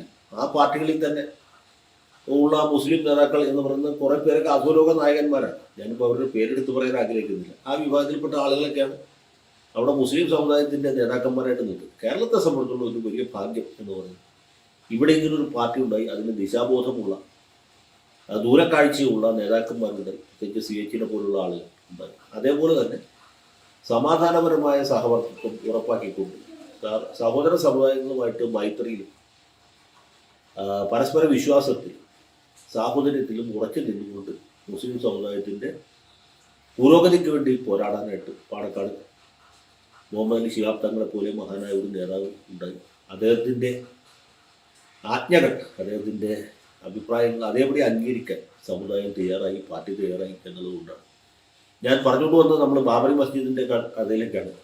ബാബറി മസ്ജിദ് തകർക്കുന്നത് സത്യത്തിൽ രാജ്യത്ത് വലിയ ഒരു കലാപാന്തരീക്ഷം ഉണ്ടാക്കി. അതിന് മുമ്പ് തന്നെ കലാപാന്തരീക്ഷം ഉണ്ടാക്കി ഞാൻ പറഞ്ഞു. ഈ ബാബറി മസ്ജിദ് തകർത്ത സമയത്ത് പ്രത്യേകിച്ചും രാജ്യത്തിൻ്റെ നാനാഭാഗത്തും സ്ഫോടനങ്ങൾ ഉണ്ടാകുന്നു, കലാപങ്ങൾ ഉണ്ടാകുന്നു, ഒരുപാട് ആളുകൾ മരിക്കുന്നു, പോലീസിൻ്റെ അമിത ബലപ്രയോഗം ഉണ്ടാകുന്നു, അതിൻ്റെ പുറകെ ടാഡ പോലെയുള്ള തീവ്രവാദ വിരുദ്ധ നിയമങ്ങൾ ഉണ്ടാകുന്നു. ടാഡ പ്രകാരം ഒരുപാട് നിരപരാധികൾ പീഡിപ്പിക്കപ്പെടും, യഥാർത്ഥത്തിലുള്ള കുറ്റവാളികളെല്ലാം രക്ഷപ്പെട്ടു പോവുകയും ചെയ്തു. ഇങ്ങനെ വളരെ കലാപകലുഷിതമായ ഒരു കാലഘട്ടത്തിൽ കേരളം മലബാർ പോലുള്ള പ്രദേശങ്ങളിൽ വലിയ കലാപം ഉണ്ടാക്കാതെ കാത്തുസൂക്ഷിച്ചു ഈ മുസ്ലിം ലീഗിൻ്റെയും അതുപോലെ തന്നെ തങ്ങളുടെ ഒരു നേതൃത്വം ഇവിടുത്തെ മുസ്ലിം ലീഗ് ഉണ്ടായിരുന്നുകൊണ്ടാണ് വികാരങ്ങൾക്ക് അടിമപ്പെടരുത് എന്ന് തങ്ങൾ ഈ സമുദായ അംഗങ്ങളെ താക്കീത് ചെയ്യുകയും അവർ അതനുസരിച്ച് പെരുമാറുകയും ചെയ്തതുകൊണ്ടാണ് നമുക്കറിയാം. ആ ഘട്ടത്തിൽ തങ്ങളുടെ നേതൃത്വത്തിന് നേരെ പോലും വലിയ വെല്ലുവിളികൾ ഉയർന്നു. ഒന്ന് മദനിയുടെ ഭാഗത്തു നിന്നാണ് അദ്ദേഹം പ്രകോപനത്തിനായി നടത്തിയ പ്രസംഗങ്ങളൊക്കെ. അദ്ദേഹം ഒരു സമയത്ത് ഒളിവിലായിരുന്ന സമയത്ത് കാസറ്റ് വഴിക്കാണ് അദ്ദേഹം ഈ വിപ്ലവത്തിന് വരുമ്പോൾ അബ്ദുൽ നാസർ മദനിയുടെ പ്രസിദ്ധമായ മുസ്ലിം ലീഗ് മറുപടി പറയണം എന്നൊരു കാസറ്റ്. ആ കാസറ്റ് ഈ പറയുന്നതെന്ന് വെച്ചാൽ പള്ളി പൊളിച്ചത് BJP ആണ്, പക്ഷേ പള്ളി പൊളിപ്പിച്ചത് കോൺഗ്രസ്സാണ്, കോൺഗ്രസ്സിന് ചൂട്ട് പിടിച്ചു കൊടുത്തത് ലീഗാണ്, അതിൻ്റെ ഉത്തരവാദിത്വം തങ്ങൾക്കാണ് എന്നൊക്കെ പറഞ്ഞുള്ള പ്രശ്നമാണ്. കേൾക്കുന്നവർക്ക് വലിയ ആവേശം ഉണ്ടാകുന്നത് ശരിയാണ്. ഈ സോഡ കുപ്പി തുറക്കുന്ന പോലെ ഒരുപാട് നുരയും പതയൊക്കെ ഒരുമിച്ച് വരും. പക്ഷേ അത് നുരയും പതയായിട്ട് അവസാനിക്കും എന്നുള്ളത്. ആ ഘട്ടത്തിൽ തങ്ങളുടെ മേലും അല്ലെങ്കിൽ ലീഗ് നേതൃത്വത്തിന് വരുമ്പോൾ വലിയ സമ്മർദ്ദം ഉണ്ടാകും. കോൺഗ്രസുമായിട്ടുള്ള ബന്ധം വിച്ഛേദിക്കണം, ഐക്യജനാധിപത്യ മുന്നണി മന്ത്രിസഭയിൽ നിന്ന് ലീഗ് മന്ത്രിമാരെ പിൻവലിക്കണം എന്ന്. പക്ഷേ അവരതിന് വഴിപ്പെട്ടില്ല. വഴിപ്പെടാഞ്ഞെന്ന് വെച്ചാൽ അങ്ങനെ ഒരു വികാരപരമായ സമീപനം സ്വീകരിക്കുന്നതുകൊണ്ട് സമുദായത്തിനും യാതൊരു നേട്ടവും അന്നത്തിനൊക്കെ ഉണ്ടാവില്ല എന്ന് മാത്രമല്ല, സഹോദര സമുദായങ്ങൾക്ക് മുസ്ലിങ്ങളോടുണ്ടായിരുന്ന ഒരു സഹാനുഭൂതി നഷ്ടപ്പെടാൻ കൂടി അത് ഉപകരിക്കുവാനും അത് വഴിവെക്കുവാനും. അപ്പോൾ അങ്ങനെ എടുത്തു ചാടി ഒരു സമീപനത്തിലേക്ക് പോകേണ്ടതില്ല. മാത്രമല്ല, ഈ മന്ത്രിസ്ഥാനം ഒഴിവാക്കുന്നത് മുസ്ലിം സമുദായത്തിൻ്റെ തന്നെ വളർച്ചയെ തടയും. ഈ ഐക്യമുന്നണിയിൽ നിന്ന് വേർപെട്ട് പോയാൽ ഇടതുമുന്നണിയിൽ എന്ത് സ്വീകരണമാണ് കിട്ടുക എന്നുള്ളത് കുടുംബത്തിൽ തന്നെ കണ്ടു കഴിഞ്ഞ കാര്യം. അപ്പോൾ സമുദായത്തിൻ്റെയും പാർട്ടിയുടെയും മലബാർ പ്രദേശത്തിൻ്റെയും ഒക്കെ ശ്രേയസിനെ മുൻനിർത്തി, അതിൻ്റെ ഐശ്വര്യത്തെ മുൻനിർത്തി അവർ പോകേണ്ടതില്ല എന്ന സുചിന്തിതമായ നിലപാട് സ്വീകരിച്ചു. ആ നിലപാടായിരുന്നു ശരിയെന്ന് പിന്നീട് കാലം തെളിയിച്ചു. ഒരു ഘട്ടത്തിൽ ഇബ്രാഹിം സുലൈമാൻ സേഠ് തന്നെ മുസ്ലിം നേതൃത്വമായിട്ട് കലഹിച്ച് അദ്ദേഹം പാർട്ടി വിട്ടുപോവുകയും പുതിയൊരു പാർട്ടി ഇന്ത്യൻ നാഷണൽ ലീഗ് സ്ഥാപിക്കുകയും. പക്ഷേ ഇന്ത്യൻ നാഷണൽ ലീഗ് ആവട്ടെ, പീപ്പിൾസ് ഡെമോക്രാറ്റിക് പാർട്ടി ആവട്ടെ, കേരള രാഷ്ട്രീയത്തിൽ യാതൊരു ചലനം ഉണ്ടാക്കില്ല എന്നുള്ള സത്യം. അത് ഈ വർഗീയതകൾ ഉണ്ടാകുന്ന സ്ഥലത്തൊക്കെ തങ്ങൾ നേരിട്ട് ചെല്ലുകയും സഹോദര സമുദായത്തിൽപ്പെട്ട ഈ ദുരിതം അനുഭവിക്കുന്ന ആളുകളെ സഹായിക്കുകയൊക്കെ ചെയ്ത് പുതിയൊരു മാതൃക, മനുഷ്യത്വത്തിൻ്റെ വലിയൊരു മാതൃക അദ്ദേഹം കെട്ടിക്കൊടുത്തു. അതുകൊണ്ടാണ് അദ്ദേഹത്തിന് ഈ ജനഹൃദയങ്ങളിൽ വലിയ സ്വീകാര്യത ലഭിച്ചത്, യാതൊരു സംശയമില്ല. അതുകൊണ്ടാണ് അദ്ദേഹത്തെ ഈ ഒരു വ്യാഴവട്ടത്തിന് ശേഷവും കേരളത്തിലെ ജനങ്ങൾ സമാധാനം ആഗ്രഹിക്കുന്ന ജനം, സഹവർത്തിത്വം ആഗ്രഹിക്കുന്ന ജനം, സമാധാനപരമായ സഹവർത്തിത്വത്തിൽ താല്പര്യമുള്ള ആളുകൾ എല്ലാവരും അദ്ദേഹത്തെ സ്നേഹിക്കുന്നു, അദ്ദേഹത്തെ വിലമതിക്കുന്നു. അദ്ദേഹം മരിച്ചപ്പോൾ എനിക്കിപ്പോൾ ഓർമ്മയുണ്ട്, അദ്ദേഹം ഒരു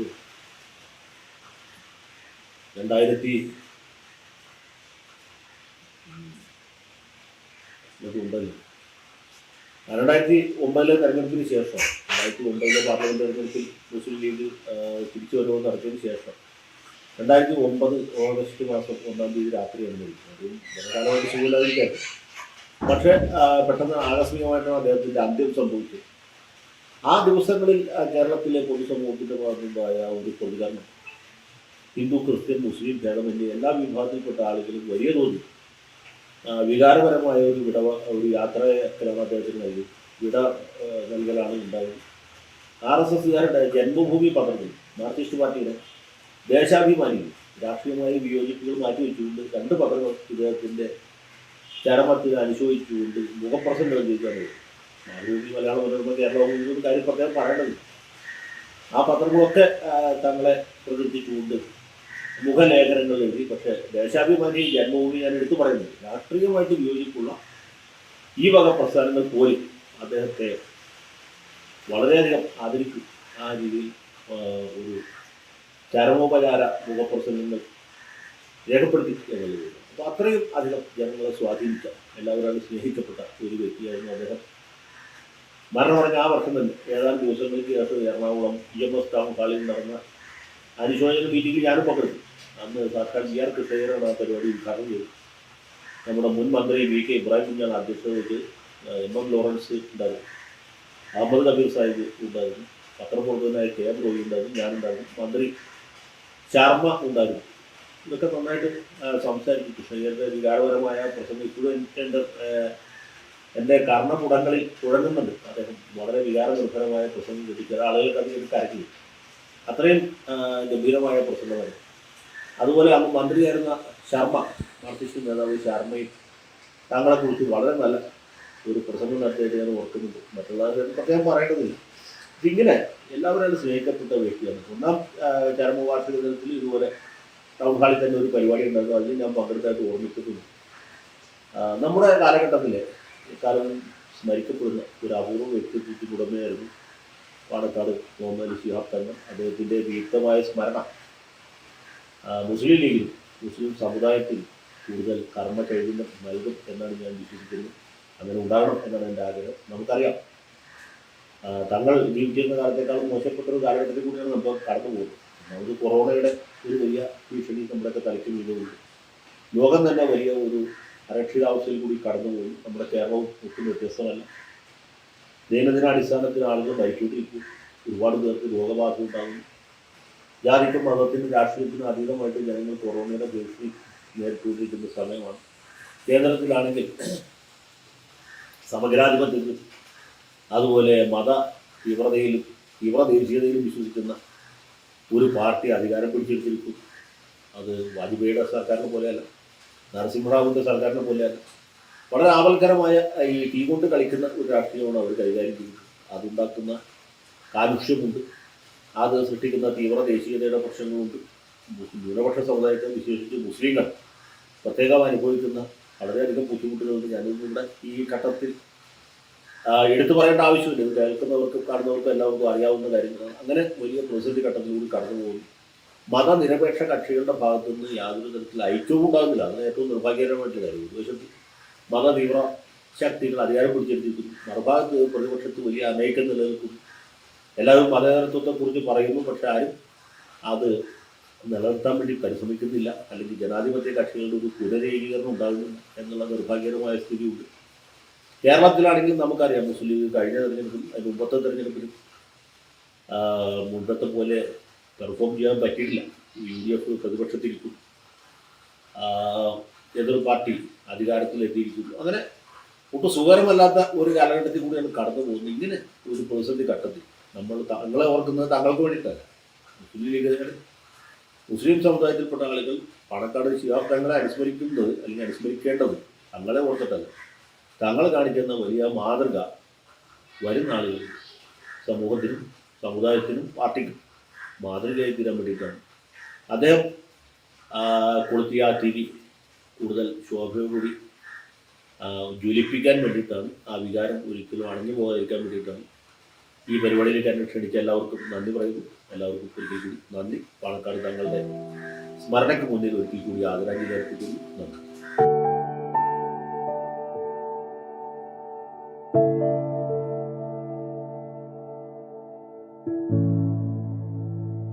ശിഹാബ് തങ്ങൾ നമ്മെ വിട്ടുപിരിഞ്ഞിട്ട് 12 വർഷങ്ങളായി. അദ്ദേഹത്തിൻ്റെ അനുസ്മരണം ഇന്ന് അനുയോജ്യരായ, അർഹരായ, അതിനർഹരായ, അതുപോലെ തന്നെ പ്രഗത്ഭരായ നേതാക്കളെയൊക്കെ പങ്കെടുപ്പിച്ചുകൊണ്ട് നടക്കുന്നു എന്ന് കാണുന്നതിൽ ചാരിതാർത്ഥ്യമുണ്ട്. ശ്രീ ശശി തരൂർ ഇത് ഉദ്ഘാടനം ചെയ്യുന്നു. നല്ല നിലയിൽ ശിഹാബ് തങ്ങളെക്കുറിച്ച് ഓർമ്മിപ്പിക്കാൻ കഴിയുന്ന, ശിഹാബ് തങ്ങളെക്കുറിച്ച് അനുസ്മരിക്കാൻ കഴിയുന്ന ശശി തരൂർ തന്നെ ഇന്ന് ഈ യോഗത്തിന് എത്തിയെന്ന് കാണുന്നതിൽ സന്തോഷമുണ്ട്. അഭിനന്ദനായ സയ്യിദ് സാദിഖ് അലി ശിഹാബ് തങ്ങളുടെ മാർഗത്തിൽ അദ്ദേഹം പ്രതിനിധാനം ചെയ്ത എല്ലാ ആശയങ്ങളെയും ആദർശങ്ങളെയും പ്രസ്ഥാനങ്ങളെയും ഒക്കെ നയിക്കാൻ കഴിവുള്ള സാദിഖ് അലി തങ്ങൾ, ബഹുമാനായ സയ്യിദ് ഹൈദരലി ശിഹാബ് തങ്ങൾ അസുഖം മൂലം ഇതിൽ പങ്കെടുക്കാൻ കഴിയാത്തത് കൊണ്ട് ആ കുറവ് നികത്തുന്ന സയ്യിദ് സാദിഖ് അലി ശിഹാബ് തങ്ങൾ അതുപോലെ തന്നെ ശ്രീ മുരളീധരൻ, അതുപോലെ നല്ല നിലയിൽ ശിഹാബ് തങ്ങളെ വിലയിരുത്താൻ കഴിയുന്ന ശ്രീ ജയശങ്കർ, അവരൊക്കെ ഇന്ന് ഈ യോഗത്തിൽ സംബന്ധിക്കുന്നു എന്നറിഞ്ഞതിൽ സന്തോഷമുണ്ട്. ശ്രീ മുരളീധരനൊക്കെ സത്യത്തിൽ അദ്ദേഹത്തിൻ്റെ പിതാവും അദ്ദേഹവുമൊക്കെ പാണക്കാട് തങ്ങളുടെ വസതിയിൽ നിരന്തരം വന്നുകൊണ്ടിരുന്ന മഹൽ വ്യക്തിത്വങ്ങൾ തന്നെയാണ്. അവരൊക്കെ ഇവിടെ ഉണ്ട് എന്ന് കാണുന്നതിൽ അതിയായ സന്തോഷമുണ്ട്. ഈ പരിപാടിയിൽ സംബന്ധിക്കാൻ കഴിയുന്നത് അതുകൊണ്ട് തന്നെ വലിയ ഭാഗ്യമായി ഞാനും കരുതുക. ശിഹാബ് തങ്ങളുടെ സാന്നിധ്യം എന്ന് പറയുന്നത് സമൂഹത്തിൽ ഒരുമ ഉണ്ടാക്കിയെടുക്കുന്നതായിരുന്നു. സാമുദായിക സൗഹാർദ്ദം ഊട്ടി ഉറപ്പിക്കുന്നതായിരുന്നു. രാഷ്ട്രീയത്തിൽ അദ്ദേഹത്തിൻ്റെ സംഭാവനകൾ വളരെ വളരെ വലുതാണ്. മാത്രമല്ല സാമൂഹിക സാംസ്കാരിക മേഖലകളിലൊക്കെ നിറഞ്ഞു നിന്ന വലിയൊരു വ്യക്തിത്വമാണ്. അങ്ങാടിപ്പുറത്ത് ക്ഷേത്ര ധ്വംസനം നടന്നപ്പോൾ അവിടെ ഓടിയെത്തി അവിടെ പിന്നെ ഒരു സംഭവം ഉണ്ടാവാതിരിക്കാൻ ശ്രദ്ധിച്ചത് ഇന്നും ഞാൻ ഓർക്കുകയാണ്. കാരണം ഏതാനും സാമൂഹിക ദ്രോഹികൾ ഒരു ക്ഷേത്രത്തിന് ആക്രമിച്ചു എന്ന് പറയുമ്പോൾ ഓടി അങ്ങോട്ട് ചെന്ന് ബന്ധപ്പെട്ടവരെ ആശ്വസിപ്പിക്കുകയും അതിൻ്റെ പരസ്യം അത് പത്രമാധ്യമങ്ങളിൽ വരുത്തുകയും ചെയ്തു എന്ന് പറഞ്ഞത് ആ സംഭവത്തിനെ തുടർന്ന് ഉണ്ടാവുമായിരുന്ന ഒരു പ്രശ്നം ഒഴിവാക്കലാണ്. അദ്ദേഹത്തിൻ്റെ ഒരു സാമൂഹ്യ പ്രതിബദ്ധത കാണിക്കുന്ന ഒരു സംഭവമാണ്.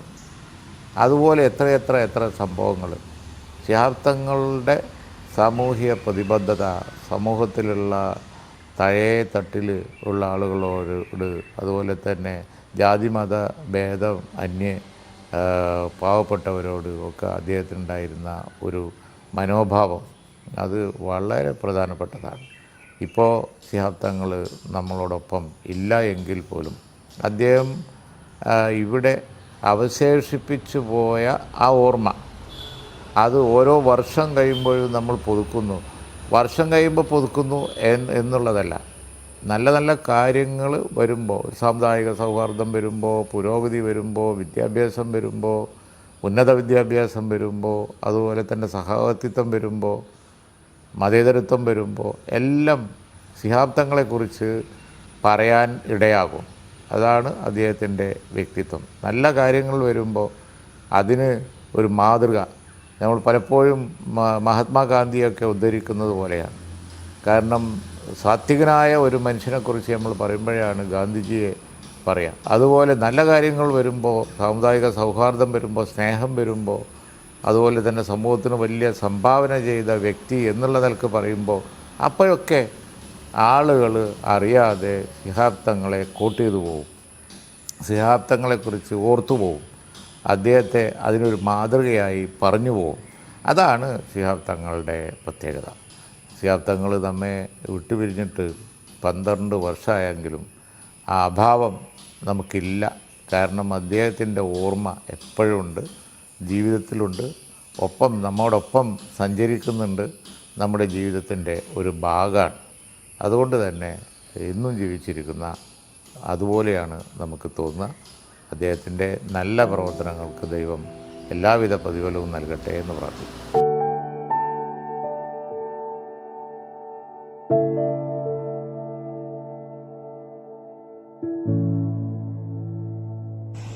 പ്രിയമുള്ള സുഹൃത്തുക്കളെ, ഒന്നിനെ തങ്ങൾ നമ്മൾ പിരിഞ്ഞിട്ട് 12 വർഷം ആയി. ഈ 12 വർഷത്തിൽ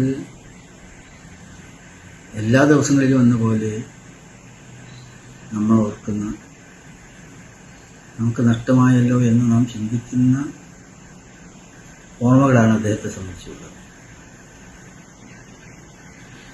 തലമുറകൾക്ക് തണലായി തങ്ങൾ എന്ന ശീർഷകത്തിൽ ജില്ലാ മുസ്ലിം ലീഗ് ഈ ചർച്ച നടക്കുമ്പോൾ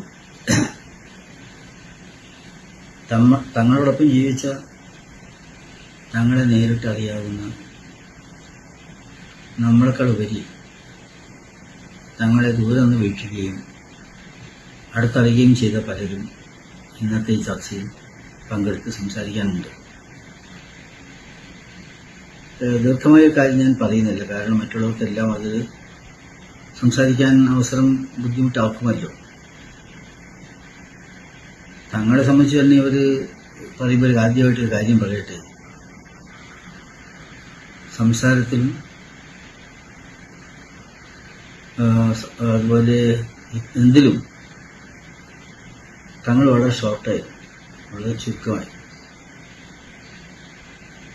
ബഹുമാനപ്പെട്ട തങ്ങളവരുടെ ദുആ, അദ്ദേഹം നമ്മൾ കൂടിയിരിക്കുന്ന സമയത്തുള്ള ദുആയേക്കാൾ ഉപരിയായി മണിക്കൂറുകളോ അല്ലെങ്കിൽ അതിലപ്പുറമൊക്കെ തന്നെ ദീർഘമായി ചെയ്യുന്നുണ്ട്.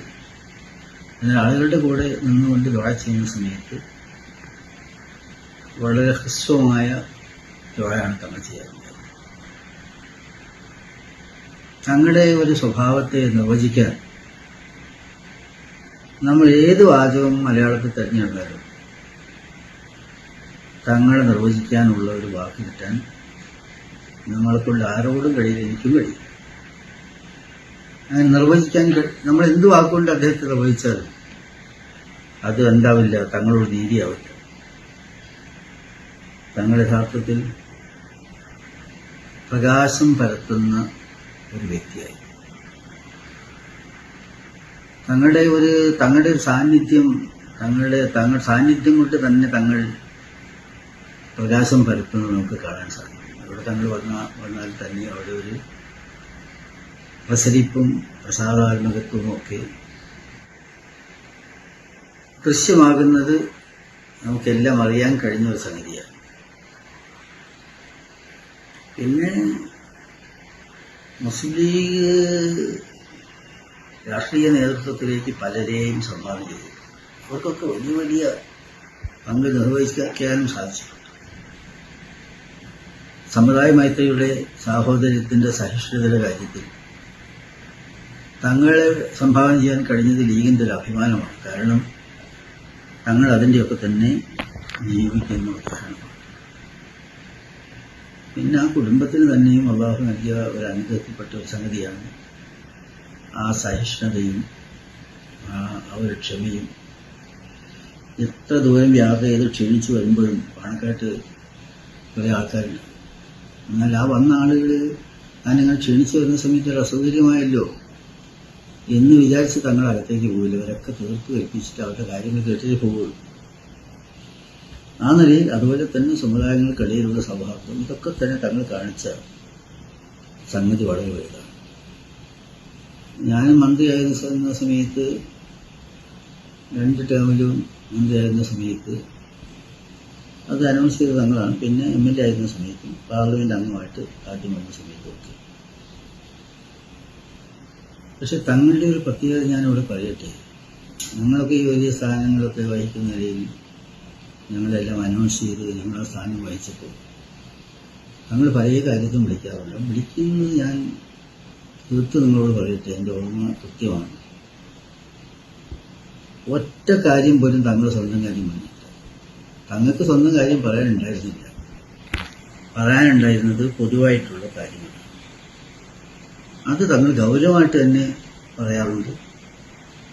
അതല്ലാതെ ഇങ്ങനെ രാഷ്ട്രീയ ഓരോ അധികാര സ്ഥാനത്തൊക്കെ ആളുകളെ അവരോധിച്ചതിന് ശേഷം തങ്ങളുടെ ഒരു താല്പര്യത്തിന് വേണ്ടി നമ്മളോട് എന്തെങ്കിലും നിർബന്ധിക്കുന്ന ഒരു പ്രകൃതം എനിക്ക് ജീവിതത്തിൽ ഒരിക്കലും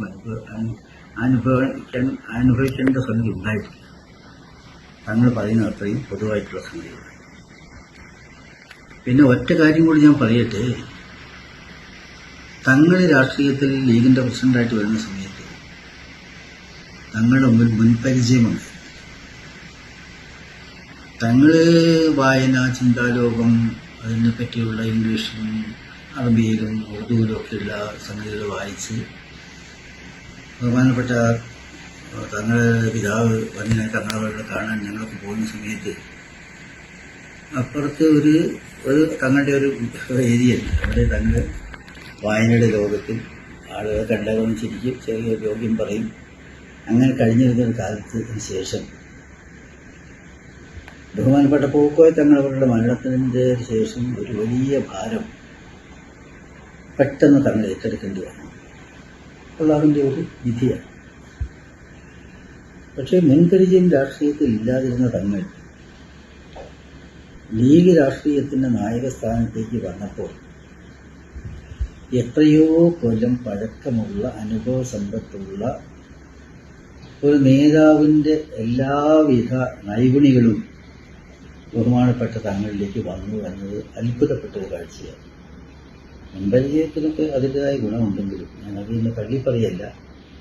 പക്ഷേ രാഷ്ട്രീയത്തിലേക്ക് അങ്ങനെ വരുമെന്നുള്ള നിലയിലില്ലാതിരുന്ന ഒരു ക്യാരക്ടർ പെട്ടെന്ന് നമ്മുടെ നേതൃത്വ സ്ഥാനത്തേക്ക് അവരോധിക്കപ്പെട്ടപ്പോൾ അദ്ദേഹം എത്രയോ കാലത്ത് തഴക്കവും പഴക്കമുള്ള നേതാക്കന്മാരുടെ പക്വതയും ദീർഘവീക്ഷണവും നയചാതുരിയും ഒക്കെ കാണിച്ച് നമുക്ക് കാണാൻ സാധിക്കും.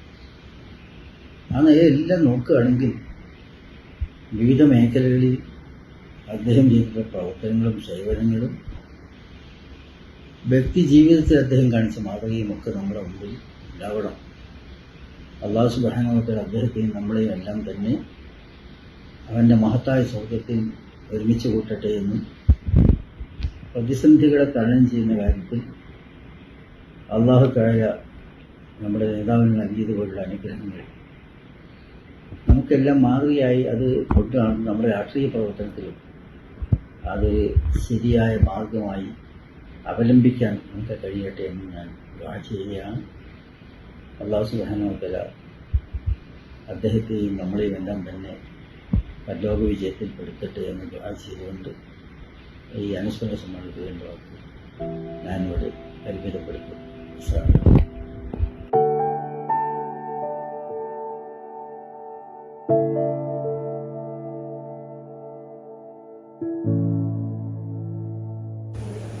ആദരണീയ നേതാക്കളെ, ശശി തരൂർ, മുരളീധരൻ അടക്കമുള്ള നേതാക്കളെ, സുഹൃത്തുക്കളെ, അസ്സലാമു അലൈക്കും. മഹാനായ സയ്യിദ് മുഹമ്മദ് അലി ശിഹാബ് തങ്ങൾ മരിച്ച് അങ്ങേക്ക് 12 വർഷമായി. അദ്ദേഹത്തിൻ്റെ ജീവിതത്തെ ആസ്പദമാക്കി കൂടുതൽ സംസാരിക്കാൻ ഞാൻ അശക്തനാണ്. പിന്നെ ഈ പ്രായത്തിൽ ഈ 12 വർഷമായിട്ടുള്ള എല്ലാവർക്കും, ചെറിയ കുട്ടികൾക്ക് ഒഴിച്ച് ബാക്കി എല്ലാവർക്കും ശിഹാബ് തങ്ങൾ ആരാണ്, എങ്ങനെയായിരുന്നു വളരെ വ്യക്തമായി മനസ്സിലായിട്ടുണ്ട് കഴിഞ്ഞ കാലങ്ങളിൽ. ഞാൻ കൂടുതലായിട്ടും വ്യക്തിപരമായി എനിക്ക് വളരെയധികം നഷ്ടമാണ്. അത്ര അധികം ഞാനും അദ്ദേഹവും അടുത്തിരുന്നു, സ്നേഹിച്ചിരുന്നു പരസ്പരം. എന്നെ ഈ രൂപത്തിലാക്കിയത് ഒരു വ്യാപാരി വ്യവസായിയിൽ നിന്ന് മാറ്റി ഒരു പൊതുപ്രവർത്തനാക്കിയതിൽ 99% പങ്കും അദ്ദേഹത്തിനാണ്. ബാക്കിയുള്ളവർക്ക് ബാക്കി 1% എന്നെ മുസ്ലിം ലീഗിൻ്റെ നേതൃത്വത്തിലേക്ക് കൈപിടിച്ചുയർത്തി എന്നെ രാജ്യസഭാ മെമ്പറാക്കി, ചന്ദ്രിക ഡയറക്ടർ എന്ന് ഞാനൊന്നും പറയുന്നില്ല. ഞാൻ ഇന്ന് എന്തെല്ലാമാണോ അതൊക്കെ ആയത് അദ്ദേഹം മൂലമാണ്. അദ്ദേഹത്തിന് പരലോകത്ത് സ്വർഗത്തിൽ നല്ലൊരു സ്ഥാനം കൊടുക്കട്ടെ എന്ന് മാത്രമേ എനിക്ക് പ്രാർത്ഥിക്കാറുള്ളൂ. അദ്ദേഹത്തെ പറ്റി കൂടുതലായിട്ട് നമുക്ക് പറയാൻ ധാരാളം ആൾക്കാരുണ്ട്. അവരൊക്കെ അതിനെപ്പറ്റി പറയും, മാത്രം പറഞ്ഞുകൊണ്ട് അദ്ദേഹത്തിൻ്റെ ജീവിതകാലം ഈ സമൂഹത്തിനും പ്രത്യേകിച്ച് സമുദായത്തിനും ഏറ്റവും നല്ല കാലഘട്ടമായിരുന്നു എന്നുള്ളത് ഓർമ്മിച്ചുകൊണ്ട് അദ്ദേഹത്തിന് ഇന്ന് ഈ കാലത്ത് പ്രത്യേകം ജീവിച്ചിരുന്നെങ്കിൽ എന്ന് ആശിക്കുകയും ചെയ്യുകയാണ്. കൂടുതലായിട്ടൊന്നും പറയുന്നില്ല. ഞാൻ നേരത്തെ പറഞ്ഞല്ലോ, അദ്ദേഹത്തെപ്പറ്റി പറയാൻ, അദ്ദേഹത്തെപ്പറ്റി ആധികാരികമായി പറയാൻ നല്ല ആൾക്കാരാണ് ഏറ്റവും നല്ലത്. ശശി തരൂരുണ്ട്, മുരളീധരൻ അടക്കമുള്ള നേതാക്കളുണ്ട്. ഞങ്ങൾക്കൊക്കെ ഒന്നിച്ചു നടന്ന ആൾക്കാർ ധാരാളം വിദേശയാത്ര നടത്തിയിട്ടുണ്ട്, പ്രദേശത്തെ യാത്ര നടത്തിയിട്ടുണ്ട്. എല്ലാ അനുഭവങ്ങളുമുണ്ട്. അത് പിന്നീട് ഒരിക്കൽ പറയാമെന്ന് മാത്രമേ ഈ അവസരത്തിൽ പറയാനുള്ളൂ. എല്ലാവരോടും ഈ അദ്ദേഹത്തിൻ്റെ ഓർമ്മക്കായി, അദ്ദേഹത്തിന് പരലോക മോക്ഷത്തിനായി പ്രാർത്ഥിക്കണമെന്ന് മാത്രം അവസാനമായി ആദ്യമായി പറഞ്ഞത് സ്ഥാപനമായിക്കൊണ്ടാണ്.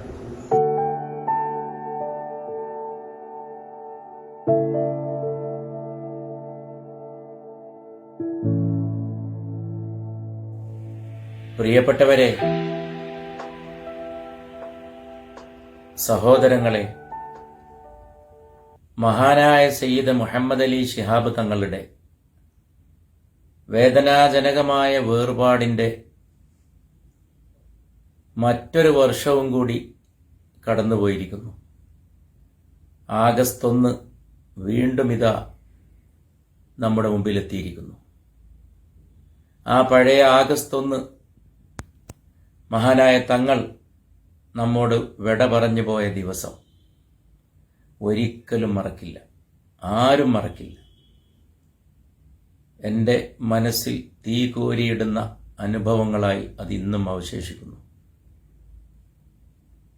കോഴിക്കോട് ജില്ലയിലെ നാദാപുരം പരിസരത്ത് കടമേരി ഭാഗത്ത് ഒരു നിക്കാഹിന് പോയിരിക്കുന്നു. നിക്കാഹിന് നേതൃത്വം നൽകുന്നത് അഭിവന്ദനായ സയ്യിദ് സാദിഖ് അലി ശിഹാബ് തങ്ങളാണ്. അവിടുന്ന് തന്നെ എന്തോ ഒരു ചെറിയ വാർത്ത കേൾക്കുന്നു. മഹാനായ ശിഹാബ് തങ്ങൾക്ക് സുഖമില്ലാതായി. പിന്നങ്ങനെ ആ വാർത്ത മറ്റൊന്നായി മാറുന്നു. എന്നോടത് ആദ്യം പറഞ്ഞ ആളോട് ഞാൻ അല്പം കയർത്ത് സംസാരിച്ചത് എനിക്ക് ഓർമ്മയുണ്ട്. നിങ്ങൾക്ക് എന്തോ ഒരു ക്ഷീണം ഉണ്ടായെന്ന് കേൾക്കുമ്പോഴേക്ക് നിങ്ങൾ ഇങ്ങനെ പറയരുത്, നിങ്ങൾക്ക് എന്ത് തെളിവാണുള്ളത്, എന്താ നിങ്ങൾക്ക് കിട്ടിയത്, എന്ത് വർത്താനങ്ങൾ പറയണത് എന്ന് പറഞ്ഞ് ആ മരണവാർത്ത ആദ്യം പറഞ്ഞ ആളോട് ഞാൻ അങ്ങോട്ട് ഗൗരവത്തോടെ പ്രതികരിച്ചതോർക്കുന്നു.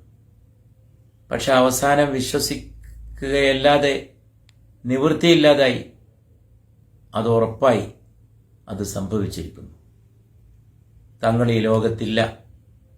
നമ്മുടെ ആലംബം, നമ്മുടെ നേതൃത്വം, നമ്മുടെ സ്നേഹം, നമ്മുടെ ഏറ്റവും വലിയ, നമ്മുടെ കാലഘട്ടത്തിൽ നാം കണ്ട നമ്മുടെ സമുദായത്തിൻ്റെ, സമൂഹത്തിൻ്റെ, നാടിൻ്റെ വലിയൊരാലംബം, വ്യക്തികൾക്ക്, സമൂഹത്തിന്, നമ്മുടെ ജീവിതത്തിൻ്റെ വിവിധങ്ങളായ മേഖലകളിൽ എല്ലാം തന്നെ നാം ആശ്രയമായിട്ട് കണ്ട,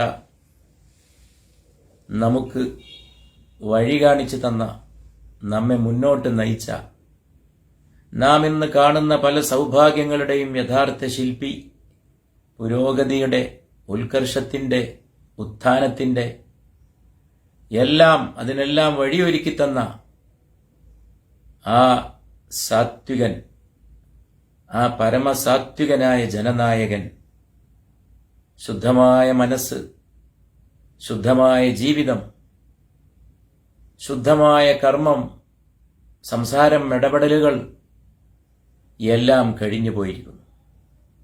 അവിടുന്ന് എങ്ങനെയാണ് പാണക്കാട്ടെത്തിയത് എന്ന് ഓർമ്മയില്ല. ഒരു നിവൃത്തിയില്ല പാണക്കാട്ടേക്ക് പോകാൻ. വേങ്ങര വഴി കോഴിക്കോടുന്ന് കുഞ്ഞാലിക്കുട്ടി സാഹിബിൻ്റെ വീട്ടിലെത്തി. അത് തന്നെ എങ്ങനെയെന്ന് അറിഞ്ഞുകൂടാ. വണ്ടിയൊക്കെ വഴിയിൽ നിർത്തിയിട്ട് അവിടെ മുഴുവനും ബ്ലോക്ക്. അവസാനം ഏതോ കുട്ടികൾ, ചെറുപ്പക്കാരവരെ ബൈക്കിൽ കയറ്റിയോ മറ്റോ ആണ് അവിടെ എത്തുന്നത്. കുഞ്ഞാലിക്കുട്ടി സാഹിബിൻ്റെ ആ സമയത്തുള്ള അസ്വസ്ഥത, മാനസികമായ വിഷമം, വേദന, ബേജാറ് അതൊന്നും പറയേണ്ടതില്ലല്ലോ. അവിടുന്ന് കുഞ്ഞാലിക്കുട്ടി സാഹിബിൻ്റെ കൂടെ വീണ്ടും ബൈക്കിൽ പാണക്കാട്ടേക്ക് പോവുകയാണ്. അങ്ങനെ ആ കിടപ്പ് കണ്ടു.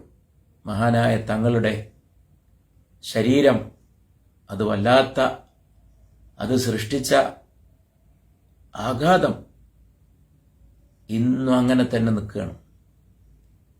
ആ വേദന മാഞ്ഞു പോവുകയില്ല, അതിന്നും കൂടെ തന്നെ ഉണ്ടാകും. നമ്മുടെയൊക്കെ ഉള്ളിലുണ്ടത്. വിട പറഞ്ഞു പോയിട്ട് വർഷങ്ങൾ കഴിഞ്ഞിട്ടും ഇങ്ങനെ നെരിപ്പോടുപോലെ എരിയുന്ന ഒരു വേദന മറ്റുള്ളവരുടെ കാര്യത്തിൽ ഞാൻ അനുഭവിച്ചിട്ടില്ല. പലരുടെ അനുഭവം ഇതായിരിക്കും. അതങ്ങനെ തന്നെ നിൽക്കുകയാണ്. അധികം അങ്ങോട്ട് ഓർക്കാൻ പോയാൽ, ചിന്തിക്കാൻ പോയാൽ അത് ബുദ്ധിമുട്ടായിത്തീരും. മനസ്സ് വ്യാകുലപ്പെടും. അന്നത്തെ ഒരുപാട് ജീവിത രംഗങ്ങൾ ഓർമ്മയിലേക്ക് തിരിച്ചു വരും. സങ്കടാധിക്യമുണ്ടാകും. കണ്ണുകൾ നിറഞ്ഞൊഴുകും. ആ ഒരവസ്ഥയിൽ നമുക്ക് മറ്റു പലതും ചെയ്യാൻ കഴിഞ്ഞു എന്ന് വരില്ല. ജീവിതത്തിലെ ഉത്തരവാദിത്തങ്ങളും കർമ്മങ്ങളും പോലും നമ്മൾ അതിൽ ലയിച്ച്, അതിൽ തളർന്ന് നമുക്ക് ചെയ്യാൻ കഴിയാതെ വരും.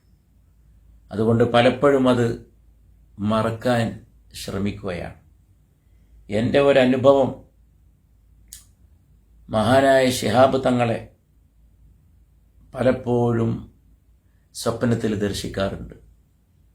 ഈ അനുസ്മരണ സന്ദർഭത്തിൽ അല്പം വ്യക്തിപരമായ കാര്യങ്ങൾ പറയാമല്ലോ എന്ന് കരുതിയിട്ടാണിത് പറയുന്നത്. അല്ലെങ്കിലും പൊതുകാര്യങ്ങളൊക്കെ നമ്മൾ ഒരുപാട് പറഞ്ഞുകൊണ്ടിരിക്കുകയാണ്. ഇത് ഓർമ്മ പുതുക്കലാണ്, ഓർമ്മ പങ്കുവെക്കലാണ്. ഈ പരിപാടിയുടെ ഉദ്ദേശം തന്നെ അതാണ്, അനുസ്മരണമാണ്. അനുസ്മരണത്തിൽ വ്യക്തിപരമായ സ്പർശമുണ്ടായി തീരും, അത് സ്വാഭാവികമാണ്. നമുക്കതിൽ നിന്ന് ഓടി ഒളിക്കാൻ സാധിക്കില്ല, അതെത്ര വേദനാജനകമാണെങ്കിലും. മാത്രമല്ല, ഒരു വലിയ വ്യക്തിത്വം വിട പറഞ്ഞു പോയാൽ പിന്നെ നമ്മുടെ ഉള്ളിൽ അവശേഷിക്കുന്നത് ആ വ്യക്തിത്വം വിട്ടേച്ചു പോയ പൊതുരംഗത്തുള്ള വലിയ വലിയ കാര്യങ്ങളും സംഭാവനകളും മാതൃകകളും മാത്രമല്ല, വ്യക്തിപരമായി നമ്മുടെ ഉള്ളിൽ സൃഷ്ടിച്ച സ്പർശമാണ്, വ്യക്തിമുദ്രയാണ്. ശിഹാബ് തങ്ങളുടെ കാര്യത്തിൽ ഞാൻ പറയാറുണ്ട്, ശിഹാബ് തങ്ങൾ ഇങ്ങനെ ഹൃദയങ്ങളിലൂടെ പതുക്കെ പതുക്കെ പാദമൂന്നി നടന്നു പോവുകയാണ് ചെയ്തത്. നമ്മുടെയൊക്കെ ഹൃദയങ്ങളിലൂടെ അങ്ങ് കടന്നുപോയി. നമ്മുടെ ഹൃദയങ്ങളായിരുന്നു ശിഹാബ് തങ്ങളുടെ പാത. മനുഷ്യ ഹൃദയങ്ങളുടെ നിമ്നോന്നതങ്ങളിലൂടെ ഒരു മുസാഫിറായി സഞ്ചരിക്കുകയായിരുന്നു ജീവിതകാലം അത്രയും സയ്യിദ് മുഹമ്മദ് അലി ശിഹാബ് തങ്ങൾ. അതുകൊണ്ട് ആ സ്വാധീനം വളരെ അഗാധമാണ്. ആഴത്തിൽ തൊട്ടിട്ടാണ് തങ്ങൾ പോയത്. തന്നോട് ബന്ധപ്പെട്ടവരെയൊക്കെ ആഴത്തിൽ തൊട്ടു, അഗാധ സ്പർശം. അതുകൊണ്ടാണ് ഇത്ര വലിയ സങ്കടം, ഇത്ര വലിയ ദുഃഖം, വിരഹം, ആ നിര്യാണം കഴിഞ്ഞ്, ആ ദേഹവിയോഗം കഴിഞ്ഞ് വർഷങ്ങൾ കടന്നുപോയിട്ടും ഇപ്പോഴും അതങ്ങനെ തന്നെ അവശേഷിക്കുന്നത്. ശിഹാബ് തങ്ങളെ പലപ്പോഴും എന്ന് പറഞ്ഞാൽ അങ്ങനെ പതിവായിട്ടല്ല, ഒരു വർഷത്തിൽ ഒരു 4-5 തവണയെങ്കിലും സ്വപ്നത്തിൽ കാണാറുണ്ട്. ഞാനിപ്പോൾ ഒരു മാസത്തിനപ്പുറമാണ് വളരെ വ്യക്തമായിട്ട് തങ്ങളെ ഒരു രാത്രി ഏറെ നേരം സ്വപ്നത്തിൽ കണ്ടത്. ആ സ്വപ്നങ്ങളുടെ പ്രത്യേകത, ഉണരുമ്പോഴേ അറിയൂ തങ്ങളില്ല എന്ന്. അതുവരെയും ജീവിച്ചിരിക്കുന്ന പോലെയാണ്. ശരിക്കും അങ്ങനെയാണ്. സ്വപ്നത്തിൻ്റെ പ്രത്യേകത ആണല്ലോ. തെളിഞ്ഞ സ്വപ്നങ്ങളാണെങ്കിൽ പറയണ്ട. അത് ഈ ഇഹലോക ജീവിതം പോലെ തന്നെയാണ്. സ്വപ്നം ഒരു ദൃഷ്ടാന്തമാണ് എന്നൊക്കെ നമ്മൾ മനസ്സിലാക്കിയിട്ടുണ്ട്. ഖുർആൻ അങ്ങനെയാണ് സ്വപ്നത്തെ വിശദീകരിക്കുന്നതും വ്യാഖ്യാനിക്കുന്നതും.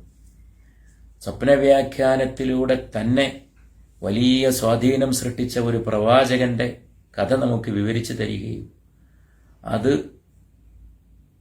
ആ ഒരു അധ്യായത്തിന് തന്നെ ആ പ്രവാചകന്റെ പേര് നൽകുകയും ചെയ്ത അനുഭവം ഖുർആനിൽ നമുക്ക് കാണാൻ സാധിക്കുന്നുണ്ട്.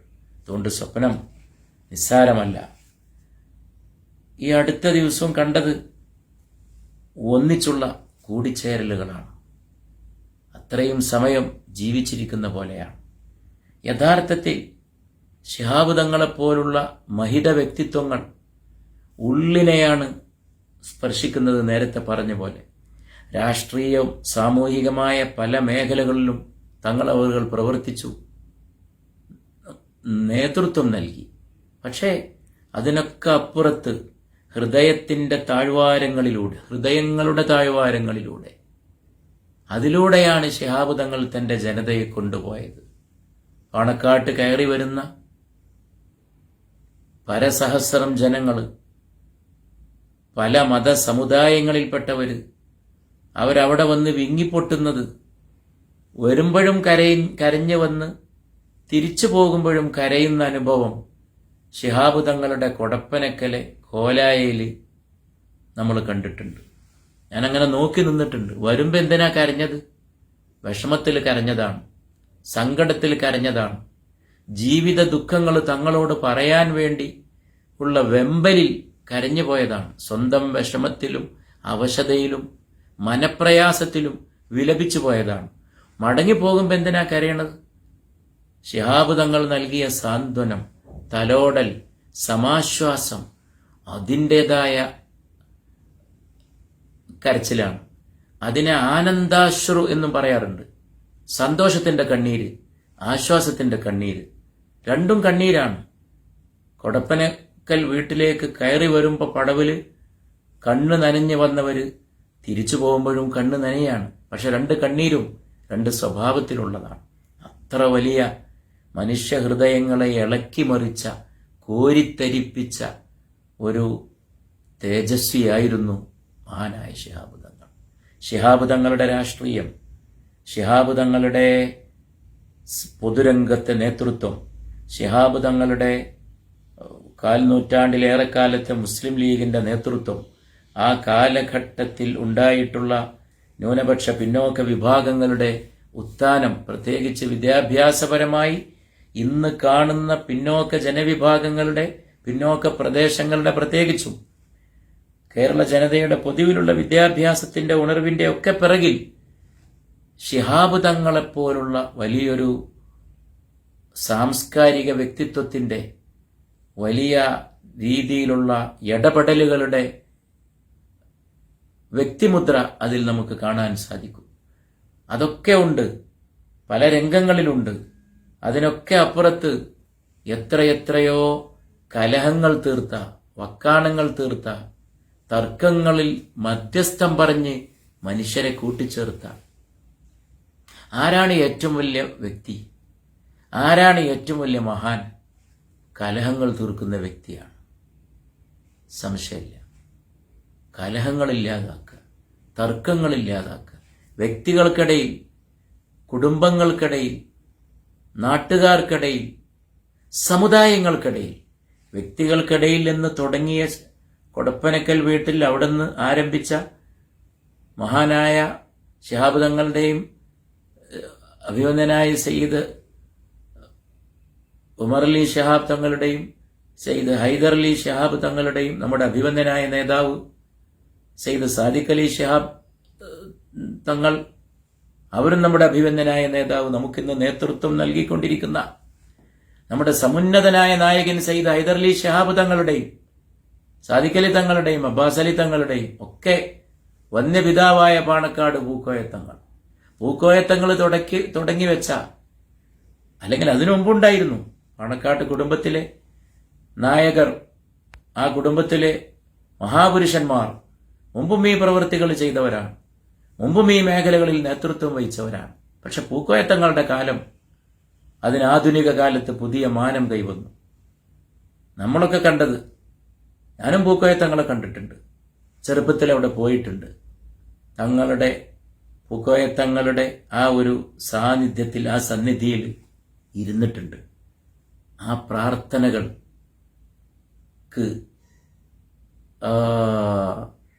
പ്രാർത്ഥനകൾക്ക് ഉപകരണമാകാൻ ഭാഗ്യമുണ്ടായിട്ടുണ്ട്. അങ്ങനെയൊക്കെയുള്ള പൂക്കോയത്തങ്ങളുടെ കാലത്ത് നടന്നിരുന്ന പ്രവർത്തനം, അത് പിൽക്കാലത്ത് ശിഹാബ് തങ്ങളുടെ കരങ്ങളിൽ വളരെ വിശാലമായ മാനം കൈവരിച്ചു. തർക്കങ്ങൾ തീർക്കുക, മനുഷ്യന്മാരുടെ ഇടയിൽ കണ്ണി ചേർക്കുക, ആളുകളെ സ്നേഹത്തിൽ കൂട്ടിയോജിപ്പിച്ച് നിർത്തുക. ഇതാണ് ശിഹാബ് തങ്ങൾ ചെയ്ത ഏറ്റവും വലിയ ജോലി. ആ അർത്ഥത്തിൽ മഹാനായ തങ്ങളവറുകളുടെ രാഷ്ട്രീയം, സാമുദായിക സൗഹൃദ പ്രവർത്തനങ്ങളിലെ നേതൃത്വം, രാഷ്ട്രീയ നേതൃത്വം മാത്രമല്ല, സാമൂഹിക നേതൃത്വം എല്ലാം ആകെ പരിശോധിക്കുമ്പോൾ ഈ മനുഷ്യത്വത്തിന്റെ, ഈ കാരുണ്യത്തിന്റെ, ഈ സ്നേഹത്തിന്റെ, കണ്ണി ചേർക്കുന്ന ഈ സ്നേഹത്തിന്റെ, ഒരു സൂഫിയുടെ കഥ പറയാറുണ്ടല്ലോ. ഒരു നാട്ടിൽ ചെന്നപ്പോൾ, ഒരു സൂഫിയല്ല, അറിയപ്പെടുന്ന സൂഫിയാണ്, പഞ്ചാബിലെ ഫരീദുദ്ദീൻ എന്ന് പറയുന്ന വളരെ പ്രശസ്തനായ സൂഫി വര്യനാണ്. ചിഷ്തിയ മാർഗത്തിലെ വലിയ ഷെയ്ഖായിരുന്നു അദ്ദേഹം. അദ്ദേഹത്തിന്റെ അടുക്കൽ ഒരു ഗ്രാമത്തിലെ ജനങ്ങള് അതേ നാട് കാണാൻ വന്നപ്പോൾ, ആ നാട്ടിൽ എന്തെങ്കിലും പ്രധാനപ്പെട്ട ഉൽപ്പന്നം സമ്മാനിക്കണല്ലോ എന്ന് വെച്ച് കത്രിക കൊടുത്തപ്പോൾ, എനിക്കിത് വേണ്ട, ഇത് വെട്ടാനും വേർതിരിക്കാനുമാണ്, സൂചി കൊണ്ടുവരൂ എന്ന് ചോദിച്ച സംഭവം വളരെയേറെ പ്രസിദ്ധമാണ്. സൂചി എന്തിനാണ്? തുന്നിച്ചേർക്കാനാണ്. ഈ തുന്നിച്ചേർക്കുന്ന ദൗത്യം, അതാണ് ശിഹാബ് തങ്ങളുടെ മതേതരത്വത്തിന്റെ വീക്ഷണം എന്ന് പറയുന്നത്. അതുതന്നെയാണ് മാനവികത. അതായിരുന്നു ആ രാഷ്ട്രീയം, അതായിരുന്നു ആ ശിഹാബ് തങ്ങളുടെ പ്രത്യയശാസ്ത്രത്തിൻ്റെ ഉള്ളടക്കം, അതിലൂടെയാണ് തങ്ങളവറുകൾ നയിച്ചത്. അതിൻ്റെ പ്രസക്തി വർദ്ധിച്ചിരിക്കുന്നു. ബഹുസ്വരതയ്ക്ക് വേണ്ടി നമ്മുടെ നാടും ലോകവുമെല്ലാം അതിൻ്റെ പരിപോഷണത്തിന് വേണ്ടി പ്രതിജ്ഞാബദ്ധമാകുന്നൊരു കാലത്ത് ഈ ഓർമ്മകൾ നമുക്ക് ശക്തി പകരും, നമുക്ക് പ്രേരണയും പ്രചോദനവുമായി ഭവിക്കും. മഹാനായ നമ്മുടെ നായകൻ, സ്നേഹനിധിയായ സയ്യിദ് മുഹമ്മദ് അലി ശിഹാബ് തങ്ങൾ, ആ സ്നേഹം ഒരുപാട് അടുത്ത് നിന്ന് അനുഭവിച്ചവരിൽപ്പെട്ട ഒരാളാണ് ഈ എളിയവനും. ആ സമ്പർക്കം, ആ സാമീപ്യം, അതൊക്കെ ജീവിതത്തിലെ ഏറ്റവും വലിയ സൗഭാഗ്യമാണ്. ഒരിക്കലും തിരിച്ചു വരാത്ത വസന്തമാണ്, വസന്തോത്സവമായിരുന്നു ശിഹാബ് തങ്ങൾ. മഹാനായ തങ്ങൾക്ക് അള്ളാഹു മഗ്ഫിറത്തും മർഹമത്തും വർദ്ധിപ്പിച്ചു നൽകുമാറാകട്ടെ എന്ന നമ്മുടെ പതിവ് പ്രാർത്ഥന ആവർത്തിച്ചുകൊണ്ട് ഈ എളിയ അനുസ്മരണം ഇവിടെ ഉപസംഹരിച്ചു കൊള്ളട്ടെ. ഈ മലപ്പുറം ജില്ലാ മുസ്ലിം ലീഗ് കമ്മിറ്റി ഈ വർഷം പതിവ് പോലെ ശിഹാബ് തങ്ങളുടെ ഓർമ്മ പങ്കുവെക്കുന്ന ചടങ്ങ് സംഘടിപ്പിച്ചിരിക്കുന്നു. വളരെ പ്രമുഖരായ ബഹുമാന്യരായ നേതാക്കളും മറ്റ് വിശിഷ്ട വ്യക്തികളുമെല്ലാം ഇതിൽ സംസാരിക്കുന്നുണ്ട്. അവരൊക്കെ പങ്കുവെക്കുന്ന ഈ ഓർമ്മ നമുക്ക്, പുതിയ തലമുറക്ക് ആ മഹാമാതൃക പകർന്നു കൊടുക്കാനുള്ള അവസരങ്ങളായി ഭവിക്കട്ടെ എന്നും കൂടി പ്രത്യാശിക്കുന്നു. നിങ്ങൾക്കെൻ്റെ നന്ദി, സ്നേഹാഭിവാദ്യങ്ങൾ. അല്ലാഹുമ്മ ഗ്ഫിർ ലഹു വർഹംഹു വഅഫു അൻഹു വഅദ്ഖിൽഹുൽ ജന്ന. അല്ലാഹുമ്മ ജിസിഹി അനിദ്ദീനി വൽ മില്ല ഖൈറൽ ജസാഅ ബിറഹ്മതിക യാ അർഹമർ റഹീമീൻ. വസല്ലല്ലാഹു തആല വസല്ലം അലാ ഖൈരി ഖൽഖി സയ്യിദനാ മുഹമ്മദിൻ വആലിഹി വസഹ്ബിഹി അജ്മഈൻ. സുബ്ഹാന റബ്ബിക റബ്ബിൽ ഇസ്സത്തി അമ്മാ യസിഫൂൻ വസലാമുൻ അലൽ മുർസലീൻ.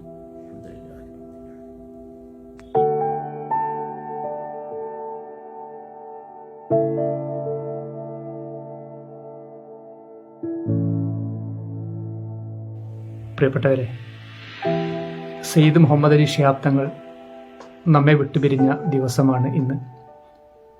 മലപ്പുറം ജില്ലാ മുസ്ലിം ലീഗിൻ്റെ കമ്മിറ്റി ശിഹാബ് തങ്ങളെ അനുസ്മരിച്ചുകൊണ്ട് ഒരു അനുസ്മരണ പ്രോഗ്രാം ഓൺലൈനിൽ സംഘടിപ്പിച്ചിരിക്കുകയാണ്.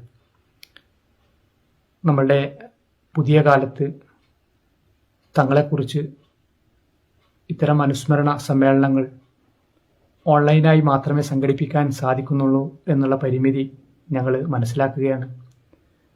ഈ ഓൺലൈൻ പ്രോഗ്രാമിൽ നമുക്ക് പ്രിയങ്കരായ 3 അതിഥികളാണ് നമ്മളോട് സംബന്ധിച്ചത്. ശ്രീ ശശി തരൂർ അവർ ശിഹാബ് തങ്ങളുടെ കാലത്തെയും ചരിത്രത്തെയും കുറിച്ച്, അദ്ദേഹത്തിൻ്റെ നിലപാടുകളെക്കുറിച്ച് അദ്ദേഹം നമ്മളോട് സംബന്ധിച്ചു. അതോടൊപ്പം ശ്രീ കെ മുരളീധരൻ അവർ, അദ്ദേഹം ഒരു പിതാവിനെ പോലെയായിരുന്നു ശിഹാബ് തങ്ങളെ കാണുന്നത് എന്ന് അദ്ദേഹം നമ്മളോട് പറയാതെ പറഞ്ഞു. ഒരു പുത്രൻ്റെ ദുഃഖം പോലെയാണ് അദ്ദേഹം നമ്മളോട് സംബന്ധിച്ചത്. ശ്രീ ജയശങ്കർ ശിഹാബ് തങ്ങളുടെ പുതിയ കാലത്തിൻ്റെ രാഷ്ട്രീയത്തെക്കുറിച്ച് പറഞ്ഞു. വളരെ സന്തോഷത്തോടു കൂടി മലപ്പുറം ജില്ലാ മുസ്ലിം ലീഗ് കമ്മിറ്റിയുടെ ഈ പ്രോഗ്രാമിൽ പങ്കെടുക്കാനെത്തിയ ഈ 3 അതിഥികൾക്കും ആദ്യം തന്നെ മലപ്പുറം ജില്ലാ മുസ്ലിം ലീഗ് കമ്മിറ്റിയുടെ പേരിൽ നന്ദി അറിയിക്കുകയാണ്. ഒപ്പം തന്നെ നമ്മുടെ പ്രിയങ്കരായ നേതാക്കൾ Sayyid Sadiq Ali Shihab Thangal, P K Kunhalikutty Sahib, P V Abdul Wahab Sahib, E T Muhammad Basheer Sahib, പ്രിയങ്കരനായ സമദാനി സാഹിബ്, യു എ ലത്തീഫ് സാഹിബ് അടക്കമുള്ള എല്ലാ നേതാക്കൾക്കും ഔപചാരികതയ്ക്ക് വേണ്ടി നന്ദി അറിയിച്ചുകൊണ്ട്, അവരൊക്കെ നമ്മളുടെ ഈ പ്രോഗ്രാമിൻ്റെ സംഘാടകർ കൂടിയാണ് എന്നുള്ളതുകൊണ്ട് അവർക്ക് കൂടി നന്ദി അറിയിച്ചുകൊണ്ട് അവസാനിപ്പിക്കുന്നു. നിങ്ങൾക്ക് നന്ദി. ജയ് ഹിന്ദ്.